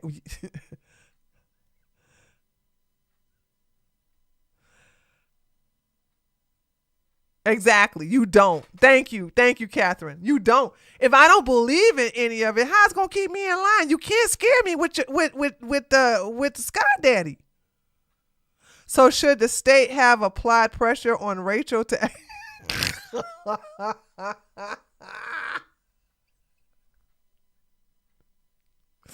Shabui, you are off the hook today. What the hell? Yeah, he basically saying we all need to be theocratic or a Christian society. Yeah, it doesn't work if you're not religious. It doesn't work if you're not religious. So, yeah.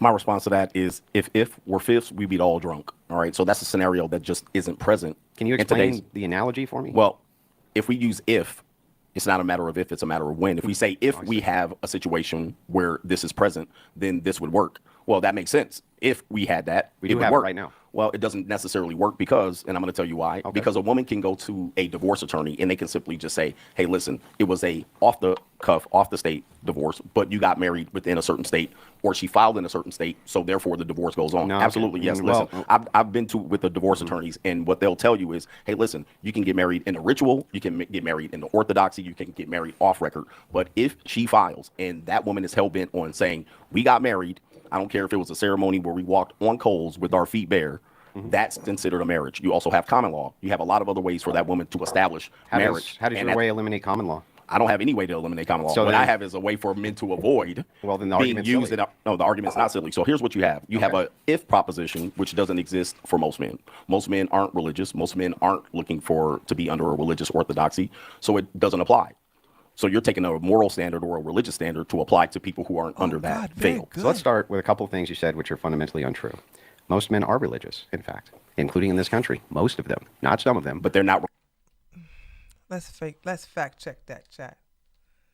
I'm not religious, so I don't know. What percentage of men in America are religious?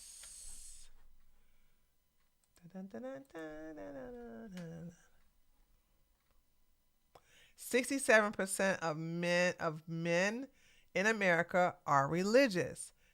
59% identify as Christians. 8% adhere to other religions, and 31% are religiously unaffiliated. Okay, so I guess that was true. Somewhat true, I guess.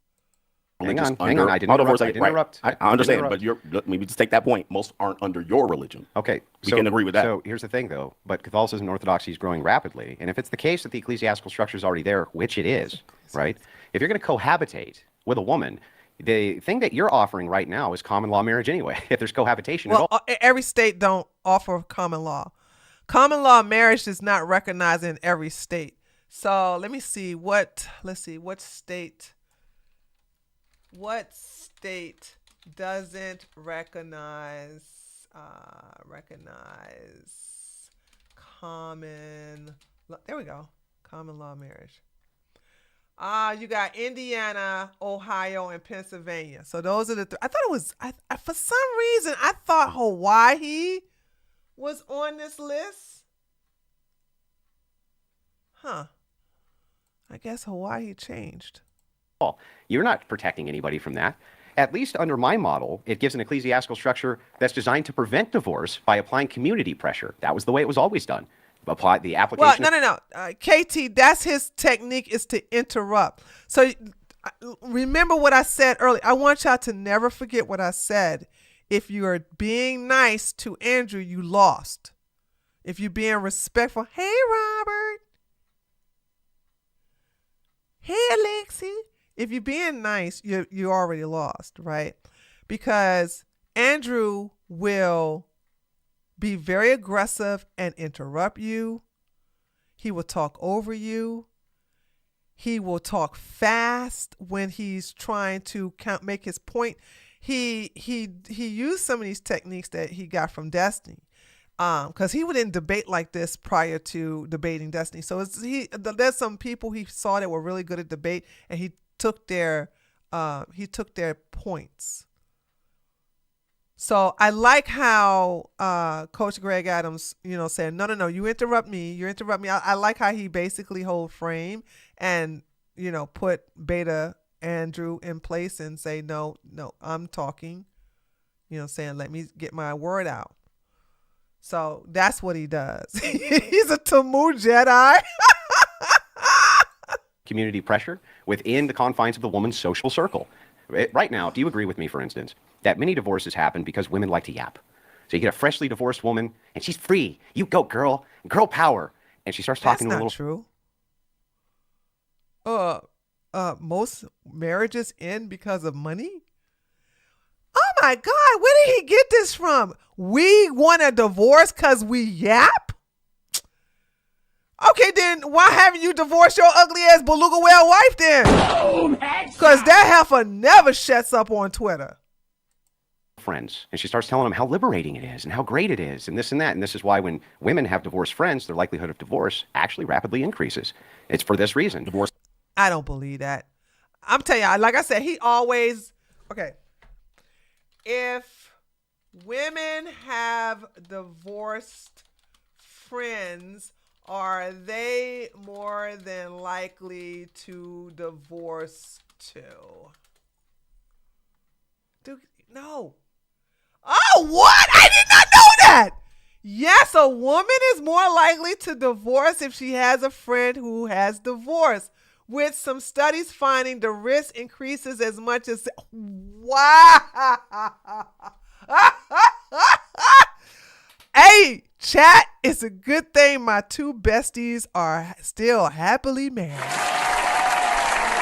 I really don't know anyone personally, IRL, that been divorced. Wow. Oh my God, I'm learning stuff. I did not know that. Yay, Mr. Tree is very safe. Yeah. My two best friends they've been married longer than we have. It said based off of one study though. Okay, that's a good point, Bless B. That's a good point. So if it's the case that the social contagion is eliminated because now we have an ecclesiastical structure, an ecclesiastical authority, which won't grant it because you get ostracized from that social group through excommunication, for instance, or not being able to participate anymore with that community, that's an application of a serious and significant social pressure, which can do the very thing you want. Bring back that great institution, absent the state, and it avoids this whole problem of common law marriage. Because if it's the case that you can be common law married anyway, inside of a state, and they can get grounds for divorce on that anyway, then we actually need to have some social pressures to prevent them from doing that. So it sounds like we agree marriage is awesome for men. Divorce. No, Coach Greg Adams does not agree that marriage is awesome. I don't even. Am I wrong, KT? So here we go with the gaslighting. I don't believe that Coach Greg Adams said that marriage. He's on the side that marriage is great for everyone. I don't believe that's his argument. I do believe that he's saying that like submission. Not do marriage. Women are conditional to follow their peers to finish. That is very true, Ariel. No, he is not. He is not anti-marriage. I swear it sounds like nails on a chalkboard, but he doesn't believe it's great for everyone. Oh, okay. Okay. Yeah, I don't believe it's. Well, I just told y'all that earlier. I said, listen, marriage is not for everybody. Like if you guys got to see if it's for you. And the reason I said you have to see if you are willing to live by till death do you part mentality. And the only reason I am in this situation is because I didn't care if I got married or not. It didn't matter to me. But I knew that I wasn't going to be somebody who said, "Oh, I had an ex-husband." Nah. I'll be a widow before I have an ex-husband. Ain't no way. No. Hey, Trippy, God, I think you meant to say good to see you kicking names and taking hey, what's going on? Fix that sentence. This is terrible for them. So it seems like we should be attacking the divorce structure here, and it doesn't seem like you actually have anything to do that other than just avoid the thing that's great for you, because this other bad side effect could happen. Sure, that's like smoking cigarettes. So why don't we attack the bad side effect when we have the mechanism to do it? It's not if, we can do it now. Okay, so like smoking cigarettes is the same analogy you're saying. Okay, here, cigarettes in this situation, we obviously know it has negative side effects, so you would avoid it. Now, here's the issue that I have with it. It sounds great on paper, but we can't travel to the land of make-believe. It sounds great. The majority of people probably wouldn't do it. And if you ask a guy, which this is an important part, they're not even prepared to even talk about that. They don't even know what divorce laws are. So you're asking them to travel to the land of make-believe under a marriage system that small percentage of people use. No one uses it today. You might have said they used it to the past. Today, that doesn't exist. So we can't travel to the land of make-believe to make marriage work for you. It might work in your marriage, but it doesn't work. It don't work in his marriage either. It don't work in his marriage either, because, okay, hold on. Christians, I love you. I am not trying to be mean, but I do believe in the book of Luke, there is no such thing as divorce, right? Hold on, let me go fact check myself. Which book in the Bible is against divorce?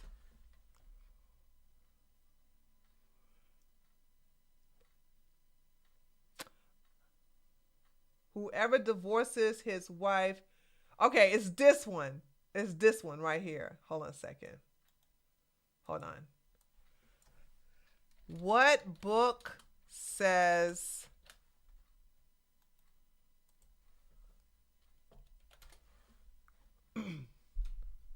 oh, I thought it was Luke. Looked like it's Matthew.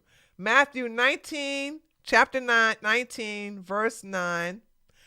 And I say to you, whoever divorces his wife except for sexual immorality and marries another commits adultery. Mark chapter 10, verse 11 through 12. Whoever divorces his wife and marries another commits adultery against her. And if she divorces her husband and marries another, she commits adultery. I'm just like, I'm sorry. Like, what are we talking about here? Oh, only Roman Catholics don't acknowledge divorce? Ah. For the greater structure. So like committing adultery, I guess you could say the Bible is not anti,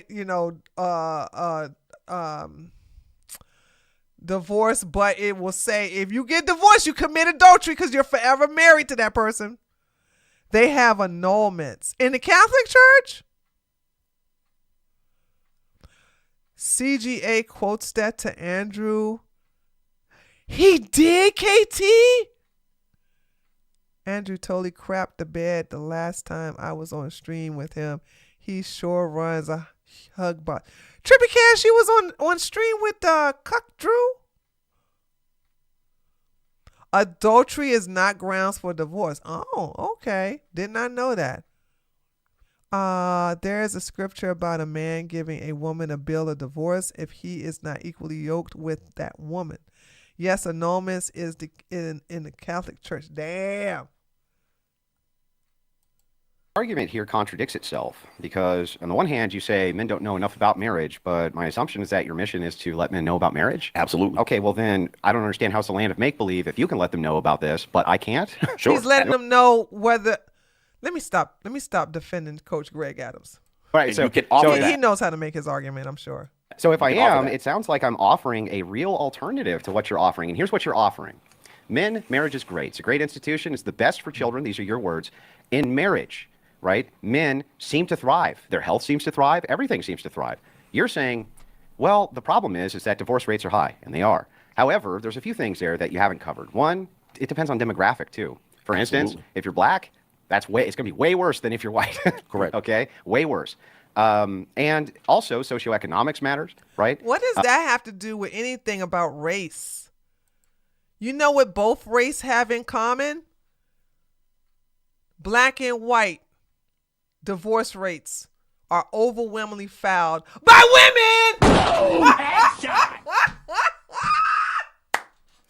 So it don't matter what you two men are talking about. If we ain't on board, who gives a damn what you talking about? If we want out, we gonna get out. What the hell? What are we doing here, chat? What are we doing here? How is he gonna turn this into a racial thing? Both races, the woman in those races, overwhelmingly majority initiate the divorce. Who gives a shit about the fucking race? Who cares about the race? If the woman doesn't want to be in there, damn the race. This is what I'm talking about. This is what I'm talking about. You men can have all these conversations about what we women can do, what we ought to do, what Bible we need to read, and all this other shit. But it don't mean a damn thing if we ain't participating. The hell what you talking about? If we ain't gonna do it, it ain't gonna work. I do like Rob. I respect Rob. Rob believes that Christians should be in polygyny, more than one wife. And I was like, that only works if the women allow it to work. And I'm not trying to be mean, but you're going to have to get some women that are not desirable and have options. I'm not being mean. You ain't going to have a woman that's a 6. And I mean that in every sense of the word. Rated 6, and think she's going to sit up here and share you with other women. She may do it initially, but she going to get bored and she going to get out. That's why every time y'all see a high publicized polygamy or polygyny relationship, the women, it always ends with the man being left alone. Because the women just these are some, what was that show? I never watched the show, but it ended up being canceled because the women left the man, called Sister Wives. The cast of Sister Wives.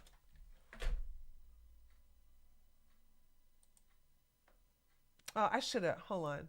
I should have did this on, hold on.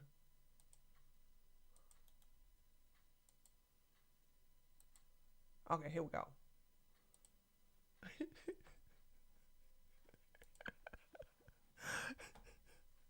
Come on now.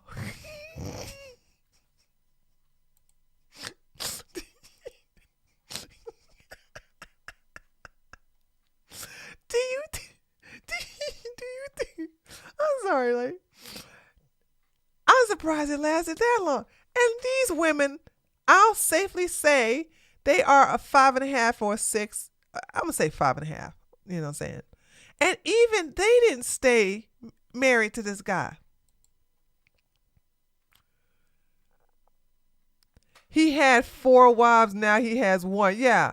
Which one, Catherine? Which one is the original wife? Is it her?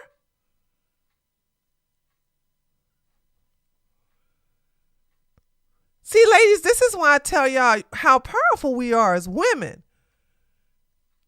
The only way any of these males' programs or plans or whatever will work is if we participate in it.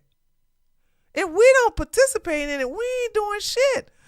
All the women were not attractive. The one he loved the most was trying to get the other wives to spend time with him, so she didn't. Oh no!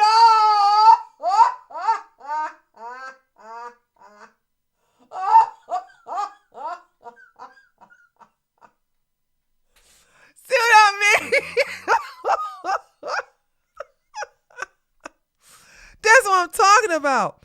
That's what I'm talking about. If a woman has options, okay, and you lack bringing that to the table, then you better hope she really in love with you or your ding-a-ling game is on flick.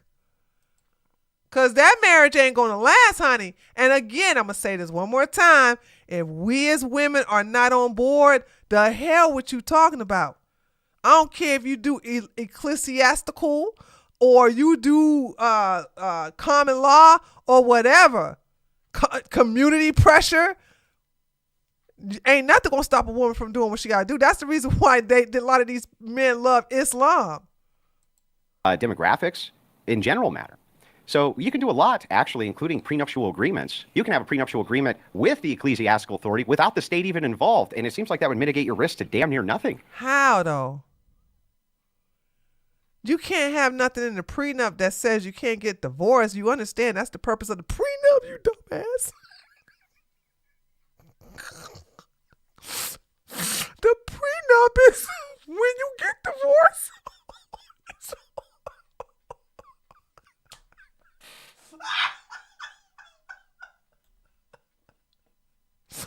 Oh my God. Okay, guys, we ain't saying this debate's pretty good, dude. I'm not gonna spend 5 hours watching this though. Okay, let's see what Coach Greg Adams has to say though. Chat, listen, you can put something to prevent you from getting divorced in the prenup. How, nigga? That's the purpose of a prenup when you get divorced.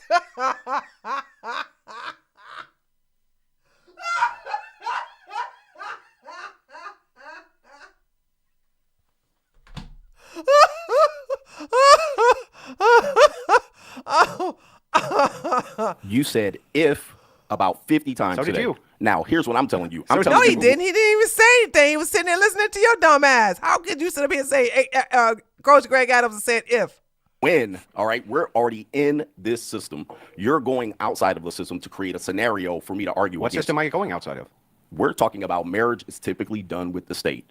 Almost everyone does it this way. Typically so now is you're not- here's hold on is for a second. not Hold on must. for a second. You've Typically moved the doesn't mean goalpost. anything. You've moved the goalpost to a scenario of if, and you're arguing is. from the if. No, Is. hold on for a second. You're arguing from the if perspective. It is perspective. No, listen. It is Give the me Oh God, Coach is doing real good because you see how he keeps deflecting. You see how he keeps interrupting. You see, do you see the techniques I'm keep telling you that Andrew implements? You see what I'm talking about? This is what I'm talking about. Coach is doing really good here. Actually, he's good. He's good at not falling for the deflection. He's good with stopping him from interrupting. a chance to listen. All right, give I'll me a give you a chance. chance. Go ahead. You're arguing from a very small percentage point. Now you're saying demographics, and we can talk about that, but you're still trying to get me to argue in your cloud of if. That's the land of make-believe. Most people, by far, are married to the state. Not only that, your land of make-believe still exists, the prenup with the ecclesiastics. You can write whatever you want in that prenup. It only matters in the divorce. That's thank you very much. That's what I just said. That's what I just said. Like, how the hell you gonna write something to prevent the divorce in the prenup when the prenup is specifically for when you get divorced?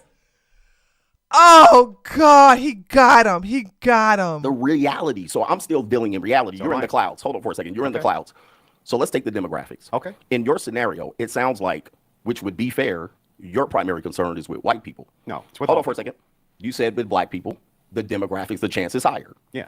So have you discovered the ecclesiastics approach to black people married within this? Yes. However, their demographics, economics, which all do affect marriage, has nothing to do in the land of the clouds or the make-believe with ecclesiastics. It's all going to boil down to in the law. And there's no church reverend that's going to go into your household to make sure there's social pressure on your wife. Do you know yes, any? sir. Yes. Okay. Yes. Do you know any that can cover all marriages? That Yes. answer is no. Yes. And by the way, when you keep are we in reality here? I'm or are we trying. in the clouds? I mean, we're not arguing anything legitimate. This is in the land of make believe. Well, he's just lying. First of all, there's a thing called the separation of church and state, and there is no religious entity that's higher than the state in America. Now, if you talking about Islam in Afghanistan or Islam in Iran, Iraq, or Qatar or Saudi, fine. But here in America, there is no religion above the law in America, because that's the reason why being legally married to more than one wife is against the law. What is that called? Oh my God. Is it bigamy? Chat, help me. I just had a brain fart. What is the law? What is it when a man marries more than one? No, when it's against the law. If a man is found legally married to more than one woman, so it is bigamy. Okay, so bigamy is against the law in America, although being married to more than one woman is acceptable in certain religions. So your religious rights do not supersede certain laws of the land. Okay? So there's that. So this is this is a good example that Greg Adams is using, is that like, no, forget your lying, because there is no religion that is going to supersede the law of the land. So idiot. When I'm allowed to respond, let me know. Give me a second. Let me finish this point. Go ahead. So you see how he's trying to play the victim? You're going to have to allow me to respond. We just heard Andrew Wilson go on a 10-minute rant. And then when Coach is like destroying his arguments, now he interrupts. Coach said, no, let me talk. He interrupts again. Hey, let me talk. He interrupts again. No, let me talk. And he's like, look, you're going on and on and on. Let me get a chance to get in. Play the victim, though. This is now you guys see. Okay, when it's time for Andrew to talk, I'm gonna stop. We're gonna conclude because I'm going over time. But do y'all now see what I'm talking about when I say don't come in good faith with bad faith debaters? Always get ready to get dirty with these people. Always.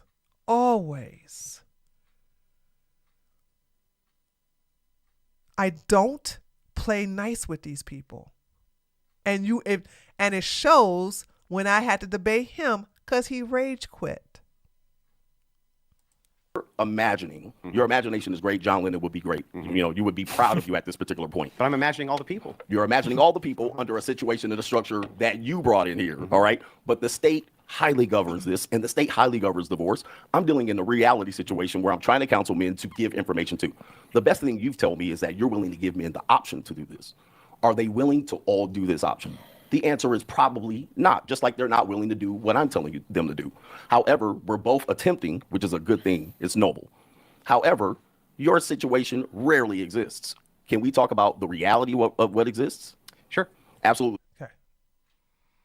So let's take your moral religious crusade out of it and talk about the reality. Yeah, Are you willing to do that? Yeah, well, here's the thing. See, you're not willing to do that because it's all based on your reality. Guess what? It's a debate, and I will argue my points from my view. Yeah, see, thank you. You proved my point. We don't even have to listen to no more. It's not into exchanging ideas. It's not to find a solution for men. It's like, I'm here to entertain my audience. They give me lots of money to make dunks. By the way, they don't like black people for some reason, because they think they're superior. And they want me to come over here and basically make you look stupid because you're a black male. And I don't play the race card often, okay? I just don't. But that's what he comes from. That's his audience. And that's why I throw out slurs when I deal with these people, because they throw it at me. I don't do that. Oh, I'm not going to do to you what you. Hell, I get real bad with them. Call me all kinds of N-words. I'm fine. I got a long list of things I can call you back, and I won't even get banned for it. Okay. I'm gonna give you guys the link. I'm gonna give this link because this is really good. But if I watch all of this stream is gonna give you this stream is gonna be 5 to 6 hours long. Hi, Blue Tiger. Hi, Tootsie Roll. Hi. Hi, boobies. Oh shoot. Let me get I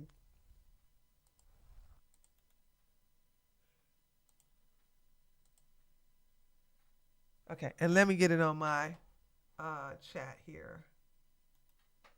Let me see if they're gonna. Okay, there we go. All right, everybody got a link. Pretty good. It's Coach Greg Adams is holding his own. He did pretty. For him to not know what type of person that Andrew Wilson is, I think he did pretty good so far. What I've seen. This is why debates go for 2 hours. Tree, yeah. My debate with him didn't last that long because he rage quit. See, when you come in bad faith with somebody who also bad faith, that shit don't last long. It's a shit show. Somebody gonna give up, all right? And ain't that many cigarettes he can smoke to sit up here and deal with me and my loud ass mouth. It ain't that many. It ain't that many. Oh God. Anyway, I think I'm gonna do. That's it. I think it's time to move on from this. Unless they want to keep it up. If they keep it up, that's fine. I can make more videos, but it looks like it's gonna start dying down. Come tomorrow. Unless the internet's still on it, it should start dying down now. Because this week was at the highlight. This week, your girl been eating good off of this AdSense money. Let me tell you something. So I'm gonna just hold on. Let me look at all the chats. I don't want to. Hold on a second. I'm gonna look at Blue Tiger. Did Tootsie Roll leave you over there in the kick chat? Tree, did you see Pearl talk smack about Chrissy on Facebook? Talk about Chrissy on Twitter. Who Chrissy? Redhead Chrissy?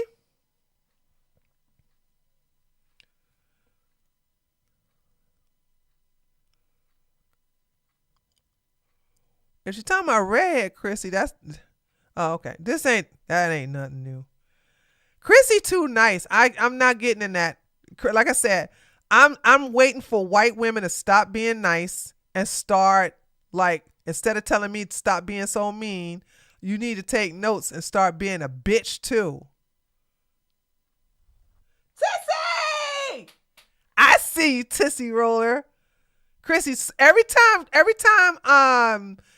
time Pearl go after Chrissy don't go after her.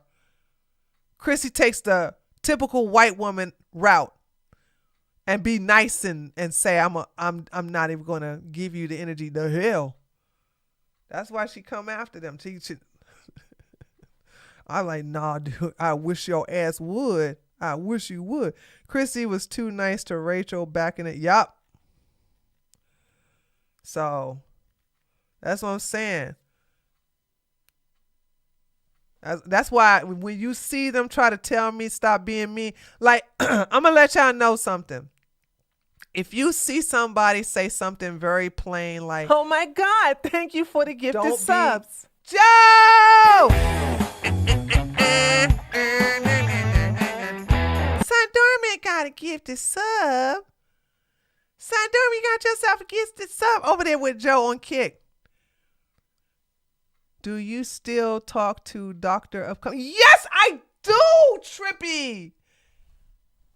Trippy, you're not on Twitch anymore.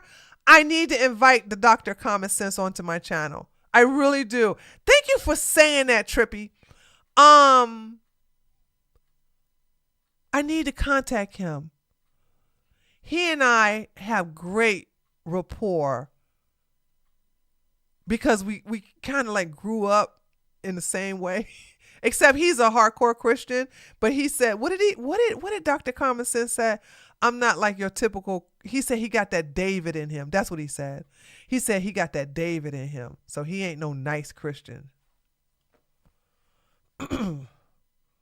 So Doc has been going in on MTG. Ooh, maybe we should definitely, because I don't like no Marjorie Taylor Greene. Ooh, maybe we should invite him on the show for, ooh, tomorrow might be too short notice, huh? You got to see after this point of the debate how Andrew tries to rage bait Coach Greg Adams, and Coach Greg Adams checks Andrew every time in a cool manner. Yeah. Look, the fact that there's no clicks off of this that Andrew can use as a got you proves that this debate was successful on Coach Greg Adams. Here's the thing. I never knew a debate between Andrew and Coach Greg Adams happened until Coach featured my video on his video. That's on his live stream. That's the only reason I knew that that they had a debate. But because there was nothing clickable that Andrew can use, on his side, then it was successful on Coach Greg Adams. But as you can see, there has been 3 clips that I know of. It could be more than 3. There have been 3 clips that have gone viral against Andrew that went uber viral.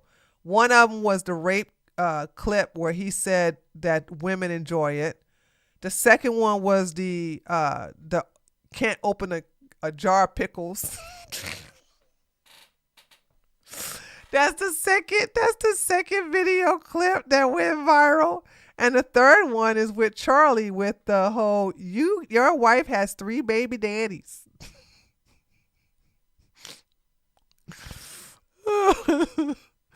Your wife has 3 baby daddies. Those are the three viral videos against Andrew that's been like amazing. Andrew edited on Andrew's channel to make it look like he won against CG. Yeah, he does that. He does that. That's what I'm saying. When you come in bad faith yourself, he can't make that look good. Because then they'll play. See, when you play a victim, this is what I'm saying. Andrew made Matt Dillahunty rage quit.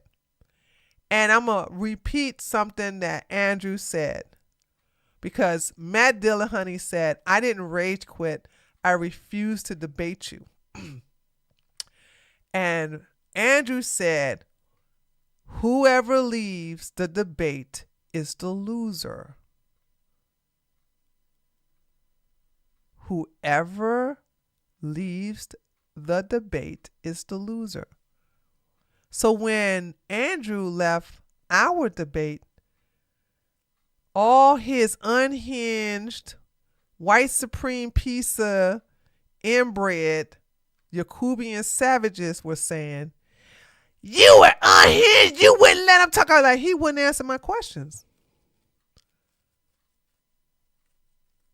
You know what I'm saying? He didn't show he had me muted. I want you to understand, he had me muted to his audience because I was exposing his wife at the time.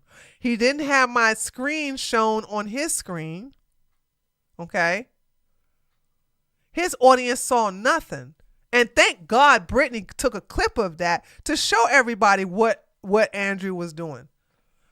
When I was exposing his wife during the blood sports debate, Andrew had muted me. Andrew was singing during the whole time, and Andrew did not show our screen. He didn't show my screen. He only showed his screen. And then he just left.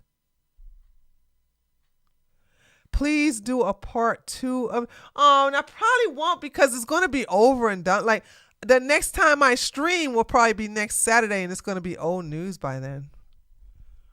Because if I find another story to, well, let me see.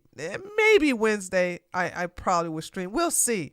I'm glad I took this Wednesday off because I was like, I got to make these videos, baby. This is some good stuff. When it's a hot topic like this, I have to jump on it. You know what I'm saying? He was mad that you weren't ashamed of your past. He's a terrible debater. But hold on. Grace, I get paid $300 to keep my clothes on. The men can't touch me, and I get to cane them, slap them, kick them, hang them upside down, put pins in their stomach. I mean, put weights on their balls. I get to do all kinds of diabolical, evil shit to these men who want to get dominated. Why would I be ashamed? Why would I be ashamed? Why would I be ashamed? I have a sadistic streak anyway.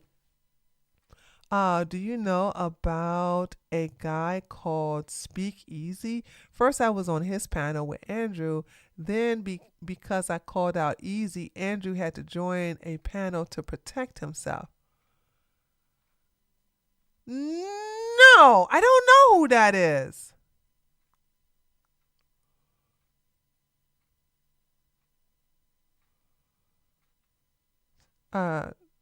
Tree was fucking people up and getting paid because it's a niche. The reason why it's such a high payment niche is because women cannot do that without feeling bad. You know what I'm saying? I'll tell you the story. Y'all heard me tell the story. I love telling this story. Because this gives you the type of woman that has to be in this type of a genre. When I was a bodyguard for strippers, exotic dancers, okay, it wasn't Hershey. It was I forgot what her name was on the floor. But anyway, she came to me and she said, I need you to come with me to the champagne room. There's a guy who wants me to slap him, and he's going to give me $100 for it. I said, that's all he wants you to do is slap him? She's like, yeah. I said, then go slap him. She's like, no, I don't want to hurt him. And when I slap him, he said it's not hard enough and then I'm not doing it right. And I just can't slap him if I hate him because I like him and not like him. She's like, I like him and he's one of my regulars and I don't want to mess it up, blah, blah, blah. She said, I'll give you $50 and I'll keep $50. I said, all right, girl. I mean, that's all you want me to do is slap him, right? She's like, yeah, that's all. That's all he wants. So we go in there. He's on his knees. He see me. I'm very tall. Come up in there.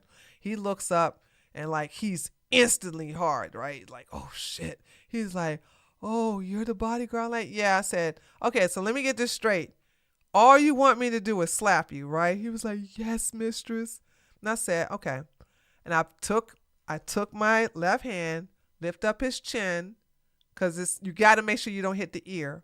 And I said, on a count of 3, I'm going to hit you in the face, right? I'm going to slap you in the face, right? He's like, okay. And I counted to 1, and I slapped the shit out of him. And he was so happy that I got the whole $100. And when she was telling me that so many men come into the champagne room looking to be dominated, physically tortured, kicked in the balls, spit on, slapped, hair pulled.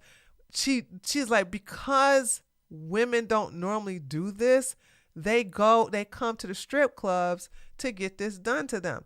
And that's when she told me that there's a thing called domination that they do in BDSM. And I was like, for real, there's a thing called, and when I found out how much these women get paid, no sex, you can't touch the domina, and she stays fully clothed while you're naked and you have to have a collar on. And I was like, holy shit, where had this been all my life? Of course, why the hell would I be ashamed about something like that? I love it. Yes, it's very easy money, but it's also easy money that's fun for somebody who has a sadistic streak. And I have a sadistic streak. This is the reason why I like going after bad people on Twitter. This is the reason why I like domination. And then I get paid to do what I love? Come on now. So Andrew is ashamed that he cheated on his black wife, Taraka, with that whole bag, Rachel, and then made her have a paternity test before he married her. Because she came to the relationship with a lot of fucking baggage. And so when Charlie brought that up, he was ashamed and he was angry that he was ashamed of it. And that's why he kept trying to humiliate her of being a lesbian.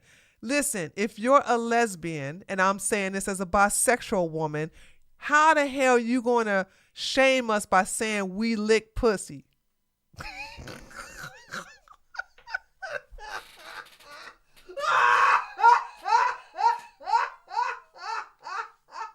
How? That doesn't work. Like, what are we doing? What are we doing here? Huh? This is what I'm saying. He's so ashamed of having sexual relations with his old beluga whale wife that the things that he think that women, especially a lesbian, would be ashamed of, he's actually teasing her like she would be well, you lick sniz, you lick sniz. Yes, of course she does. She's a lesbian. It's a required action. And I don't think she has a problem with it. Holy smokes. You need to hear Andrew in this debate talk about how he will save the black community tree. No, he did not say he could. Honey, I can't even save the black community. Are you serious? Tariq Nasheed can't even save the black community. Martin Luther King couldn't save the black community. Also, I don't believe the black community, and I'm not part of the black community. So I will, even though I'm not part of the black community, I will say this about the black community. I don't believe the black community needs saving, bitch. Who the hell asked his lily white ass to come and save him? Oh my God, y'all, someone subscribed to me on Twitch. Oh, shoot. Somebody subscribed to me on Twitch, and I'm not even looking at Twitch. Joe, was that you? Andrew loves chocolate. Yes, Andrew does love black women. The hell with you heard. He loves some black women. I wouldn't be surprised if he was daydreaming about me or having dreams about me, holding him upside down, caning him in the ass. Death Saw subscribe. Oh, thank you, Death Saw. Thank you, Death Saw, for subscribing via Prime. I really appreciate that. Let me open this up so I can hold on. Thank you, Sun Dorman, for telling me that. Oh, I can't see anything. Never mind. Never mind. So yeah, anyway. Okay, guys. So wow, I went longer than normal, but I did that because I didn't have a stream this past Wednesday. So I hope you all enjoyed the 2 hour and 40-minute stream. I am working on something else. Pickle Wilson the third.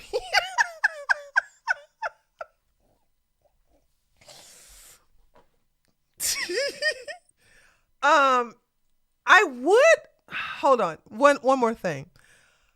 I was gonna invite Charlie onto my stream, but I don't think it would be. She's so nice. I went to look at her stream, and I don't think how she was in that clip was not how she was in the debate. And then I went to look at her stream. She's a sweetheart. So I was like, nah, I'm not gonna bring her into the lion's den. Not that she would have a problem with me. Hold on, let me be clear. I adore her. Me and her would get along good like peas and carrots. But she is sincerely just didn't like how he was going. I don't like how he go after women either, but I go after him with venom. So she just happened to get a luck. She happens to, you know, get a good clickable moment. So she won the debate, as far as I'm concerned. So there's that. Anyway, so, okay, guys. Those of you who are part of my political channel, I should have a video for y'all tomorrow. I've been doing good. Yes, there you go, Mars. She's a kind lesbian. Lesbian! She's a kind lesbian.